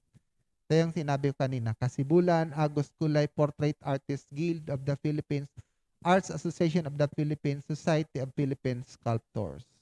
Hindi pa man siya teacher, pero ang dami yan nang nasalihan. Pagka nag-apply siya sa senior high school at recognize yung grupo na sinalihan niya, at nanalo sila, nirepresent tayo, may points yun. For sports, likewise, the same. Certified by the Red Cross and Standard First Aid. Member siya ng Junior Red Cross. First aider siya. Plus 2 points. Pero kailangan ang certification ay issued by the Red Cross. Certified instructor in group or individual training. Let's say yoga, suspension training, by a reputable organization. pwede rin siyang mabigyan ng 2 points. Kung applicant siya sa sports.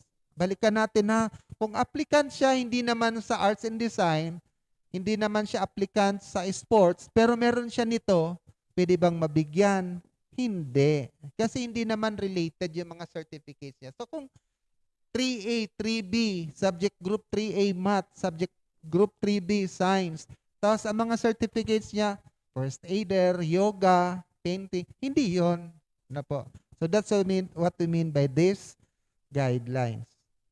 For applicants to schools located in indigenous peoples, IP communities, and or serving IP learners, a certificate or any form of attestation from the IP elders or leaders recognized by the community shall be accepted. So please let us be very careful of this 4.1.3. Anong ibig sabihin niyan? Tatanggapin natin ang kanilang mga sertipiko. Kahit saan man sila aplikante. Aplikante sa sports and design, aplikante sa arts and design, aplikante sa sports, and even in some other core subjects and TVL, pag meron sila nitong certification from the IP elders, that is credited. Under what? Specialized training. 4.2, rating of TVL applicants. Okay. Though meron itong amendment, but for the sake of discussing DepEd order later, ipakita rin natin yung QS para sa TVL para maging master teachers. The rating of TVL applicants must at least hold a national TVET trainer certificate. So you will notice that the minimum qualification standards for TVL teacher must be an NC holder. National certificate at least one level higher than course to be taught in subject to be taught. And trainer's methodology certificate 1 or 2. Noon, kasi from the start of the senior high school implementation of this program, wala namang mga teachers pang NC3. Lahat sila NC2. But the subjects that they are going to handle in TVL requires NC2 higher than NC2. Pwede na rin. Tinanggap na rin yan ng civil service. So ito yon breakdown. The following point system shall be used for TVL applicants. You will be having only a point of 18, 19, or 20 once you are an NC level holder. NC2, 3, or 4. For NC1, you will notice that this DepEd order number 3 is very uncooperative for the applicants. Walang points nakakuha kayo. If you are an applicant with NC1 certificate, sorry. For courses that have no NC level higher, a maximum of 20 points shall be given to applicants who have the highest attainable NC level. Oh, good. For those applicants meron kasi mga TVL courses na hindi kailangan yung NC. So, kung ganon, tapos meron kang NC, automatic, you will be given a points of 20. Holders of TMC1 shall receive 3 plus 3 points on top of the score obtained, while holders of TM2 shall receive 4 points. Nandun pa rin po tayo sa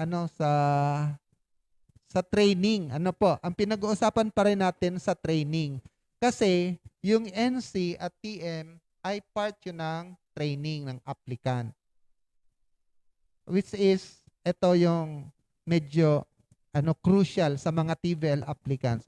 But may I repeat, hindi ito pwede sa academic subject. Practitioners without NTTC and applicants for courses that have no national certificate shall be rated and assessed through demonstration by industry partners or duly recognized test the technology institutions and or technical vocational institutions, TVIs, with which the SDO shall partner. Pag meron tayong mga applicants na ganito, na walang available na certificate, but the applicants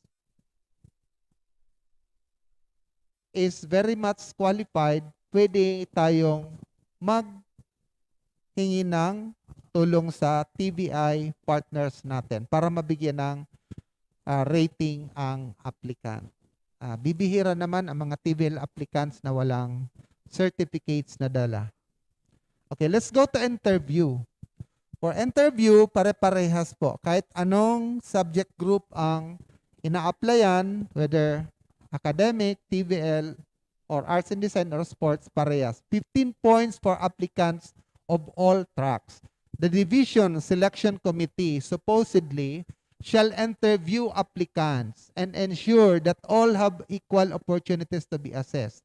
Applicants shall be interviewed on topics such as. By the way, yung interview portion ay merong schedule tayo sa division na initiate, yung sa memong na issue. Ano po? Kung wala pang exact date, just wait for the advisory. Dapat pala division selection committee, but in division subcommittee, usually ang naggagawa nito ay mga school heads naman, hindi naman yung mga members. Di ba po? Ano? So, tama naman. Ano?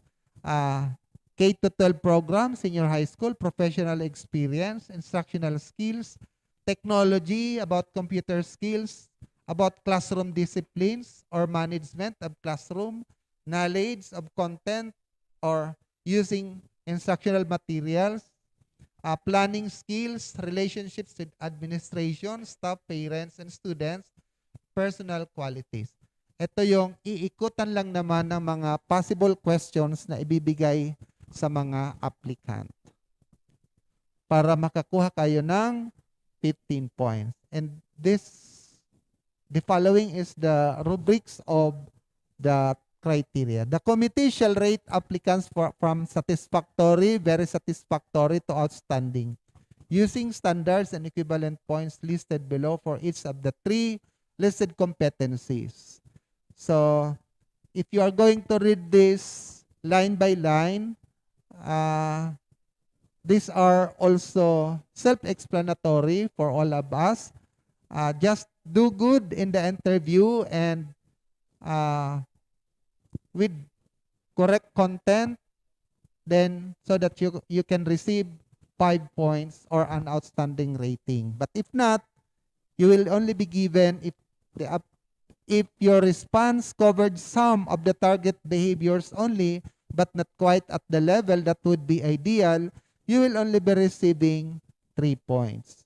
So, hindi pwedeng merong 4, merong 2. Let us take note of the giving of points. If not 1, 3. If not 3, 5.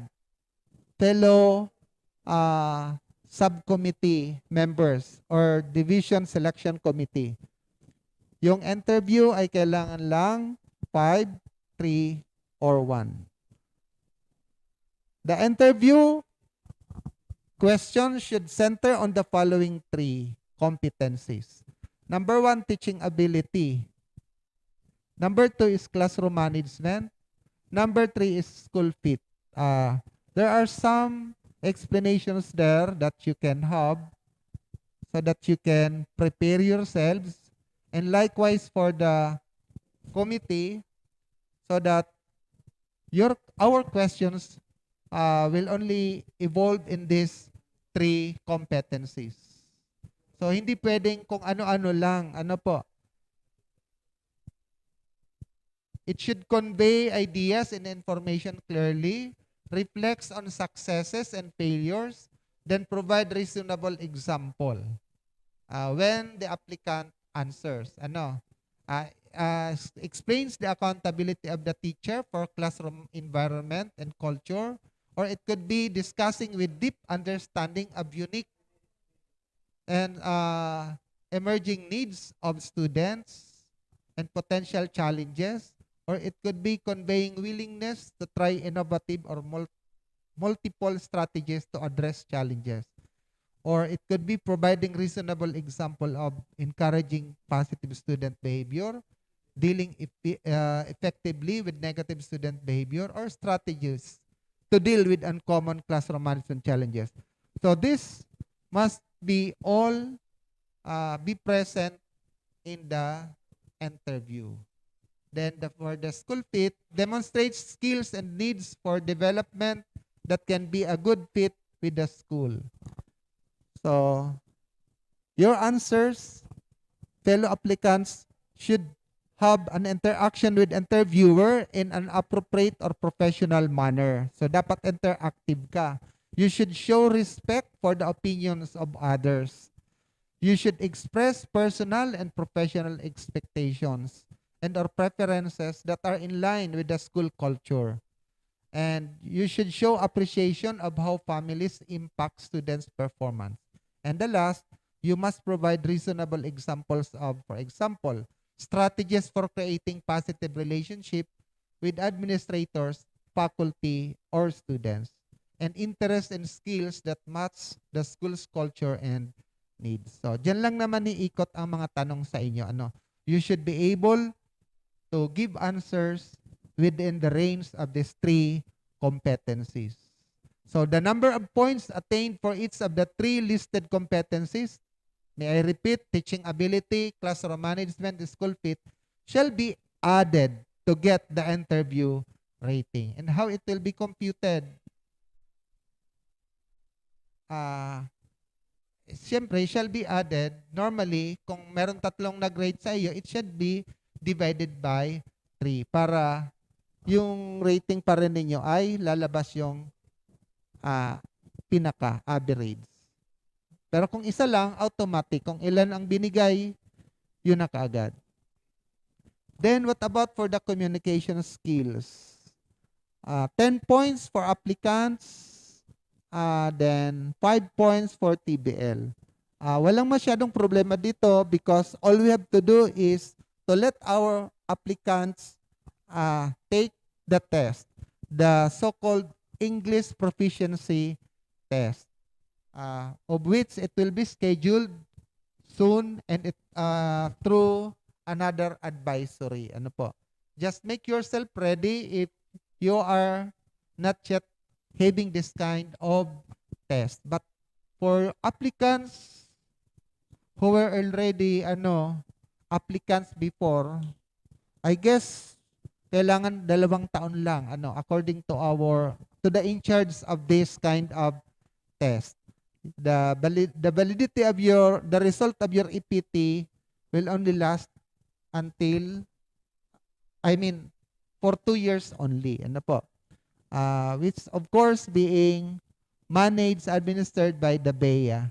The respective division testing coordinators shall coordinate with BEA regarding the conduct and schedule of the exam in our division, which should ideally be, sabi sa memo, within December to January or as the need arises. So, ganito ang nangyayari sa score nyo.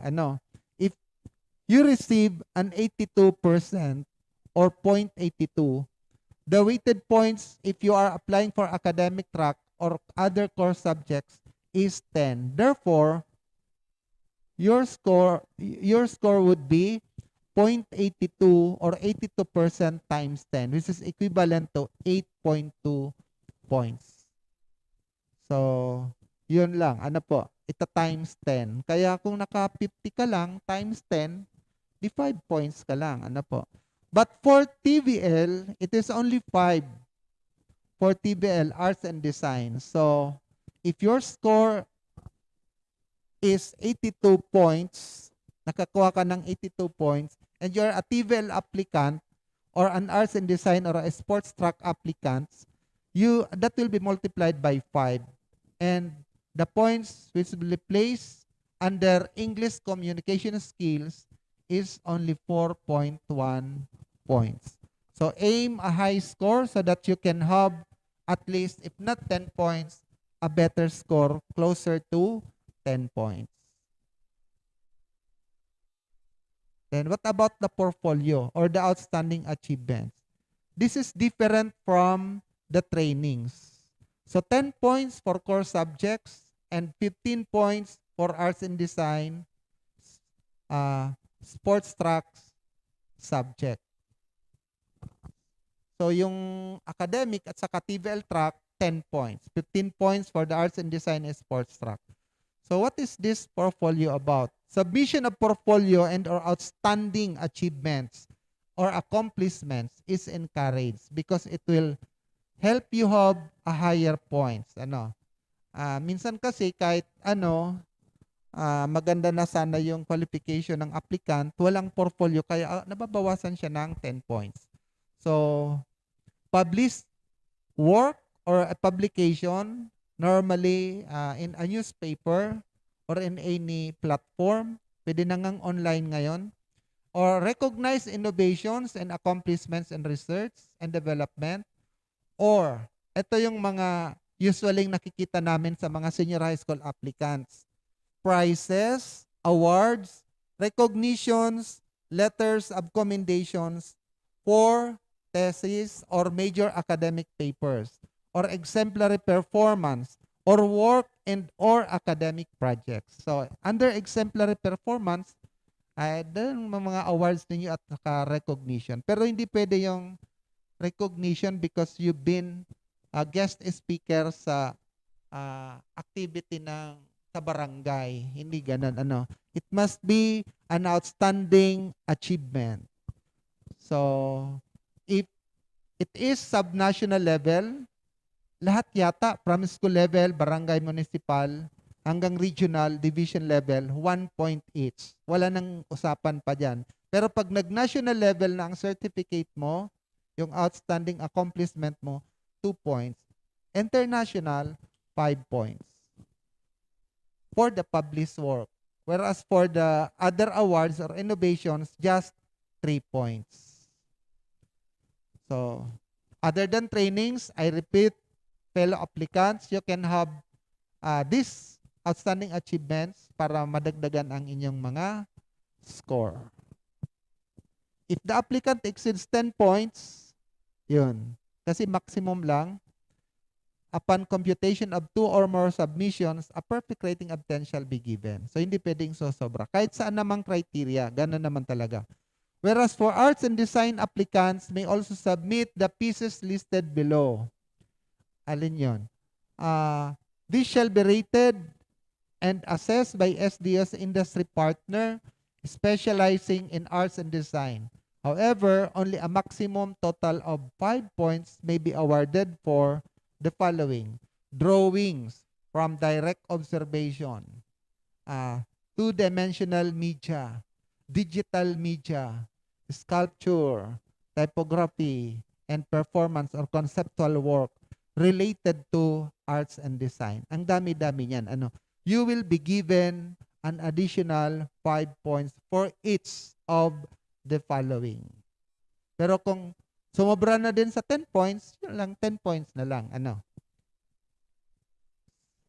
Likewise, series of video works, 2 to 3 minute video for best work, 5-minute film of the applicant, which you have directed, resume listing all productions, audio and visual recording of performance, novel, etc. But it must be authentic and certified by an authorized official. Hindi naman basta gagawa-gawa lang kayo. Sabi nga yan, mag-ibod ang yaning 2 to 3 minute video. For what ba yan? Best work ba yan? Take note, best work.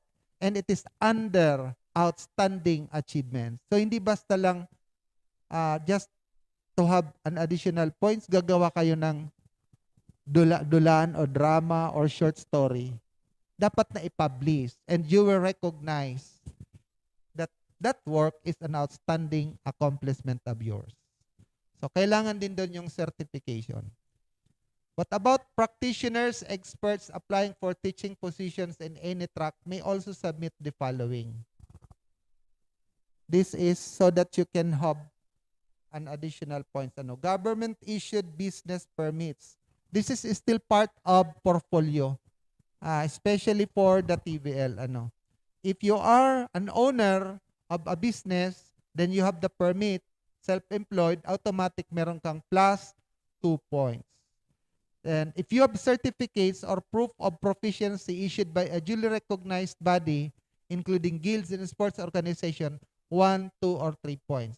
By the way, I remember, if you've included already your TM or NC2 in your trainings, you can no longer claim that you're being a TM holder or TMC holder or an NC2 holder is also you deserve to have this kind of points. Hindi pwede.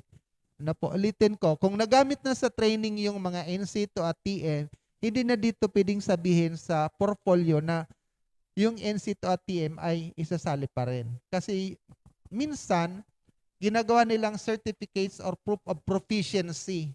Kasi certificate of proficiency din ang NC2 at TM. Yan, so depende sa iyo. Certificate of recognition from a duly recognized body including guilds and sports organization. So it has something to do with the applicants na doon sa sports and arts and design. Certificates of accreditation from a duly recognized body including guilds and sports organization. So, bihira naman po ang meron ng mga ganito.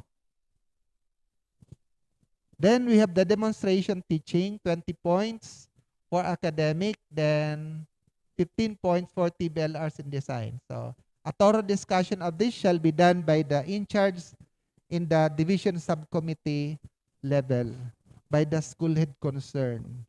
Kung saan yung magdi-demo sila, before the demonstration begins, of course, a short or a brief discussion on how they will be rated will be conducted. Applicants shall be evaluated according to the rubrics indicated on pages 16 to 21.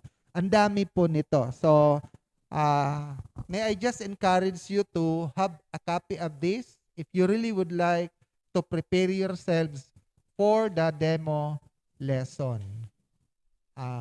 In the interview, we have 1, 3, 5. But in the demo lesson, take note, we have 1, 2, 3, 4. And there are 15 parts in the demo that you are going to have, which are prorated accordingly from lesson planning and preparation, that's selecting instructional objectives, mapping coherent instructions, instructional materials, resources, and technology.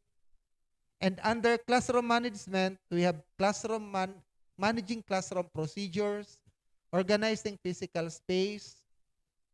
That's it. And for the letter C, teaching learning process, very much important, knowledge of content and pedagogy, questioning and discussion skills, and students learning, the impact of your ability to teach, then students' response to activities, then the learning activities that you will have in your demo lesson.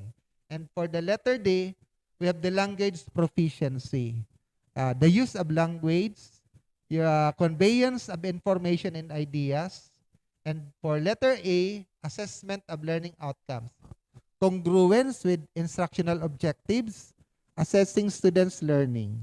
And for the last, reinforcement of learning, providing opportunities to strengthen students' written work, performance tasks, and quarterly assessment.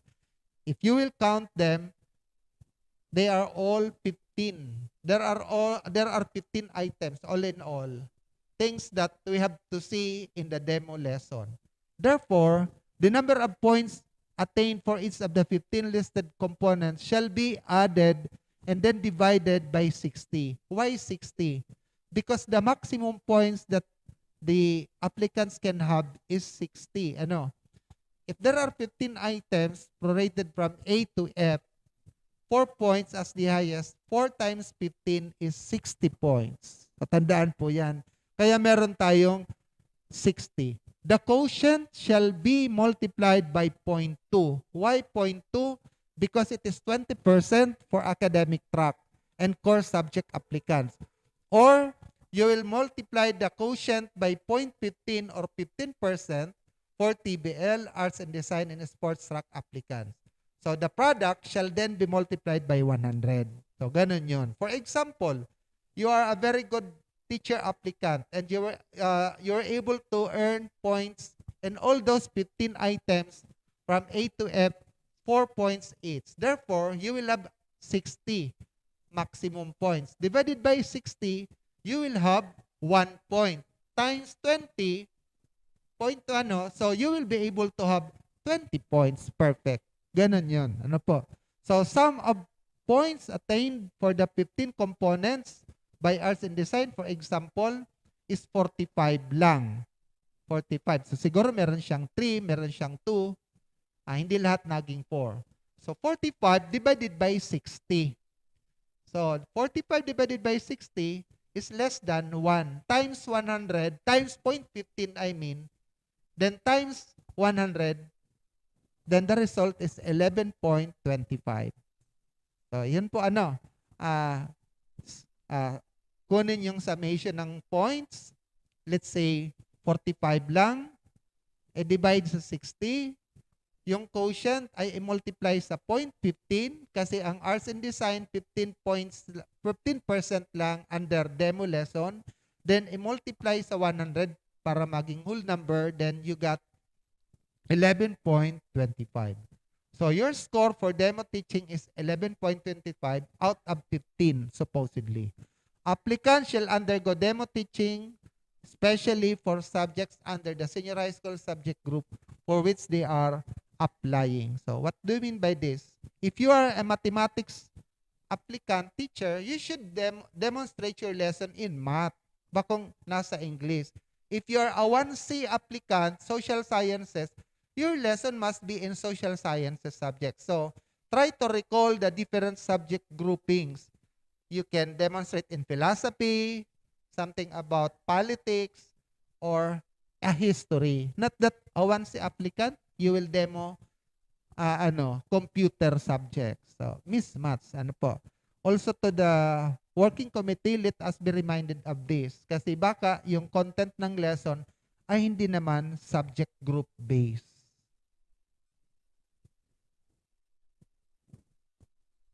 So, I guess I am done with my presentation. Sana na cover po natin lahat, especially on the interview and demo lesson. So that would be all. Thank you very much for listening. Pasensya na po kung medyo mahaba-haba ang ating discussion. Thank you very much po.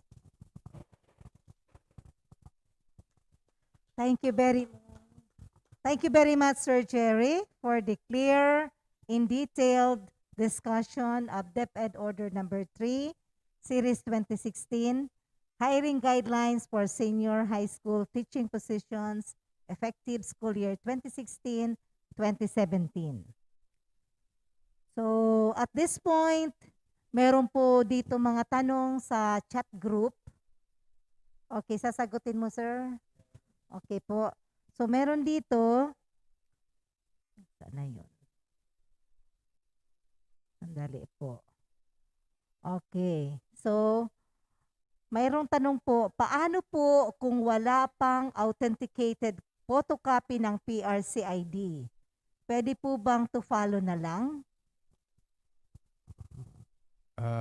Okay. So, ang tanong kung pwede to follow na lang daw. So, meaning, there is already a request.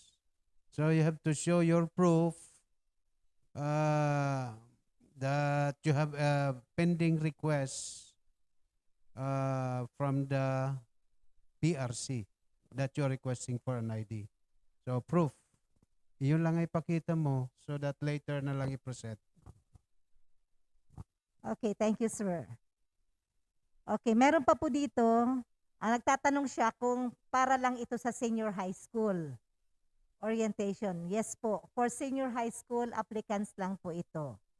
Okay, another question is, ano to?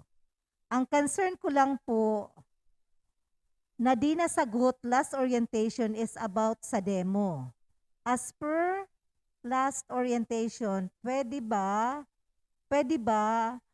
ang pre-recorded demo? May minimum minutes po ba? Saka ano po ang process kapag kaganon? Okay, thank you for that question. Of course, it is necessary that there must be a meeting with all applicants in their respective area or respective subject area or subject group so that whatever whatever agreements shall be known by the applicants. Pero kung yung sabi nyo recorded, I already talked to some of the committee, particularly chairman, okay man yung recorded. Pero as to the number of minutes, siguro ang ideally 1 hour. Pero I think kung substantially nakuha naman ng kuan ng committee ang hinahanap nila, particularly about pedagogy, about content, and all others, siguro no need for 1 hour. Pero ideally 1 hour yan. Kaya kay Puan may agreement po ang committee with the applicants. Kaya siguro the committee will call kung hindi sa online, pwedeng in a meeting in a certain place. Yan. Pero kung online, okay man. Basta just to communicate with them as to their agreement whether how many minutes will be required. Okay, thank you, sir. So meron pa pong isang tanong galing kay Ma'am Abakita. Hello po, I watched the junior high school orientation last week. Base sa orientation, pag nakapasok sa RQA last school year 2020-2021, pwede ipa-retain basta gumawa ng letter along with the copy ng result ng RQA. I guess same process po sa senior high school pag mapa-retain. Nasa memo din po ba yun? Yes, nasa memo yon. Pwede silang i-retain or i-update. Kung may idadagdag pang documents, updating yan. Pero kung dahil na madagdag, retain na lang ito. And basta may manifestation na mapa-retain sila or mapa-update. So, we already informed the different committee, subcommittee about this, and that will be recognized. Okay, sir. May isa pa po.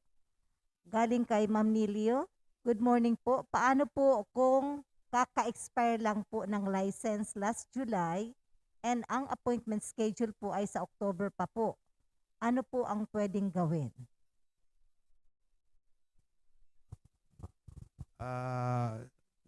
May kuana may proof na pass na sila. Pero kung wala pang kuan nakalagay kung what is the rating. So the committee could not give the exact rating. Siguro ang ibibigay na lang yung pinaka-lowest rating ng pass. O kasi wala ka namang proof na naka 80 plus ka or something. Pero kung ang passing 75, ang proof lang, pasado ka, pero wala ka ng rating, siguro ang pwedeng ibigay ng committee sa iyo yung pinakamababa na 75.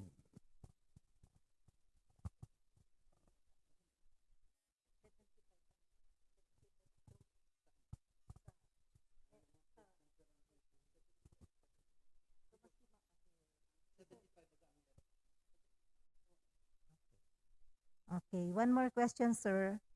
Ang tanong lang po, face-to-face po ba ang demo and interview?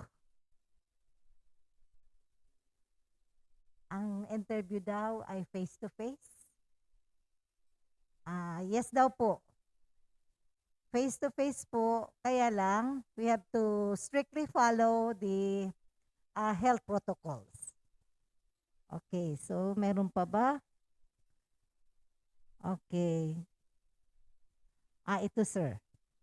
So, good morning from Ma'am Carmina Malasar. May I ask, yung mga nagparang po ba last year na may ratings na 65 to 69, pwede po bang mag-retain na lang, then add documents na lang to gain more points?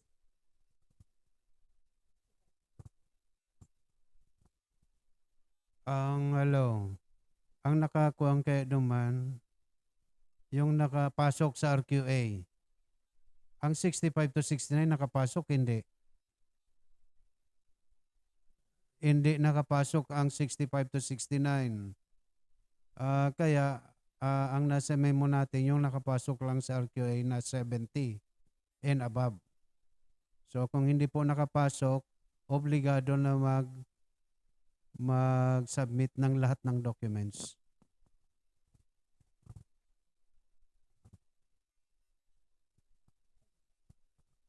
Okay, so dito po sa chat room, wala na akong mabasa, pero gusto ko po, kailangan po nating ibalik ang microphone kay Sir Jerry. Meron lang po siyang nakalimutan na ilang slides. Okay, thank you. Thank you, Ma'am Lods. Medyo ano din ito, importante because from the RQA, the qualified applicants, the qualified teachers, you must have the idea of, are you going to become a teacher 1, a teacher 2, a teacher 3, a master teacher 1, or a master teacher 2, or other master teachers? Kaya lang sa division natin, we only have up to master teacher 2 available items. So just to recall and just to give you, sabi ko kanina, we have the so-called qualification standards, which are set minimum, and nakalagay ito sa division memorandum. Ano po? For teacher 1, for academic tracks, so that you can, lahat naman qualified for teacher 1. You can only become teacher 2 if you have 6 units masteral degree. 6 units towards master's degree in relevant strand or subject. Kailangan related. So tandaan yon. Kung wala pa kayo, you will only become a senior high school teacher 1. So syempre, hindi pwedeng kwento. Kailangan meron kayong proof, yung transcript of records. I believe, hindi kayo lulusot sa HR pag wala kayo nito. Then, teacher 3, at least you have 12 units towards master's degree in relevant strand. Kung merong bakanting master teacher 1 and you are an academic, you belong to academic track and core subjects applicant, you must be a master's degree in relevant strand. So, hindi pwedeng undergrad ka. With 4 years of relevant teaching experience and with 8 hours of training relevant to subject area specialization. Hindi ito aggregate ang 8 hours. Kailangan one-time training. What do you mean by 8 hours? Isang araw lang naman. In some other trainings na baka sumobra pa nga. For master teacher 2, the same. Master's degree in relevant strand or subject that you are applying to. Pero, kailangan 5 years relevant teaching experience or industry work experience. Then, 12 hours of training relevant to the subject area specialization. Of course, ang committee niyan ay magde-decide kung bibigay sa'yo ang MT1 or MT2 according to your points earned. Kasi before, pataasan syempre tayo ng points. Hindi pwedeng naka 75 ka lang, merong naka above 80, ikaw nang bibigyan kahit below 80 ka or naka 75. For the arts and design, almost similar, and sports track. Whereas for TVL, gusto kong bigyan to ng diin because before, ito yung agony ng mga TVL applicants.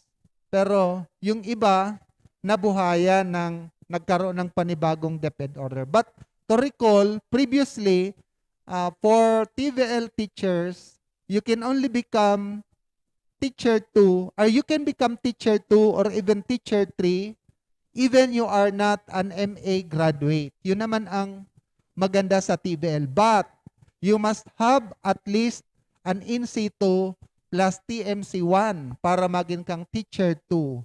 Or, at least INC3 plus TMC1 para maging kang teacher 3. That's why you will notice, kahit mag-survey kayo ngayon, yung mga TVL teachers natin sa senior high school ay lahat lang teacher 2 because of this DepEd order number 3. Kasi wala naman sa inyo noong NC3 na meron pang NC1. Kahit meron kayong relevant experience na teaching. Kaya halos karaniwan sa atin ay teacher 2. Bibihira ang naka-teacher 3. At lalong-lalo na, wala tayo yatang master teacher 1 or master teacher 2 sa TVL noon at kahit ngayon. Ewan ko lang, because of this criteria. Kahit na MA graduate kayo or doctoral na kayo kasi irrelevant naman yun sa education requirement sa QS. But because of DepEd Order number 51, last slide ko na to, DepEd Order number 51, Series 2017, ito yung another DepEd Order for hiring senior high school positions, parang amendments or for TVL track. You will notice that in the experience and training, iniba ngayon ang provisions. That's why, let's hope that meron ng mga TVL applicants baka ngayong taon ang makwalify sa Teacher 3 or even Master Teacher 1 or Master Teacher 2. Why? Because in DepEd Order number 51, Series 2017, as shown, it was resolved and approved by the Civil Service that for Master Teacher 2, at least 1 year teaching experience and 1 year of relevant industry work experience. And take note, at least in situ plus TMC 1 for the appropriate to the specialization that you are claiming to become. For Master Teacher 1 is only 1 year of teaching experience and 6 months of relevant industry work experience, but you must also be at least in situ plus TMC 1. So medyo mabubuhay-buhayan na kayo nito. And for the rest, parang the same pa rin yung Teacher 1, 2, and 3. So that would be all. I am not so much siguro na to kung ilan ang vacancy. Thank you very much po kasi excited na ang lahat. Okay. Okay, thank you very much, Sir Jerry. Dahil po wala na kaming mabasang tanong sa chat group, now, at this point, may we now call our HRMO, ang ating Assistant Officer 4, Ma'am Divine Calieja, for her closing remarks.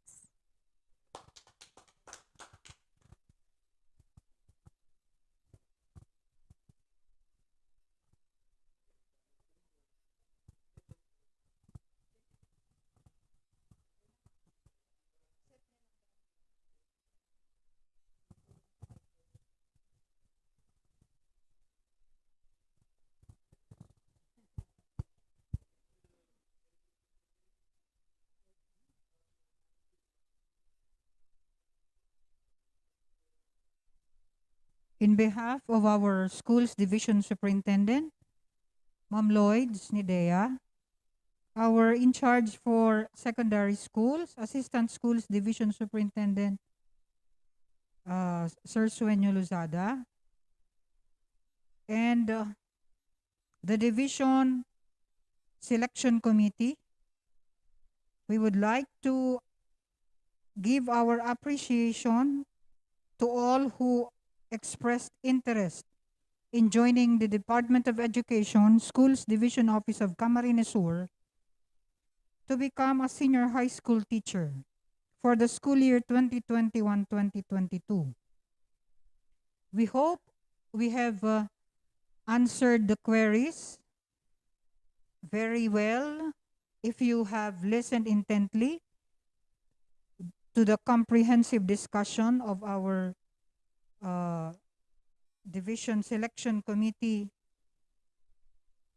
member, Sir Masapol, Jeremias Masapol, the Division Senior High School Coordinator, and we hope you continue to read DepEd orders relevant to the hiring of this senior high school teachers, and of course, the Division Memorandum 306 series of 2021 to give you enlightenment. Please remember that we are referring to DepEd Order number 3, DepEd Order Series 2016, DepEd Order number 32 Series 2016, DepEd Order number 49, Series 2016, and DepEd Order number 51, Series of 2017. So, we expect that you will successfully comply with all the needed requirements for you to become a part of the DepEd Camarines Sur family. Thank you so much. Good luck, everyone. God bless. Stay safe.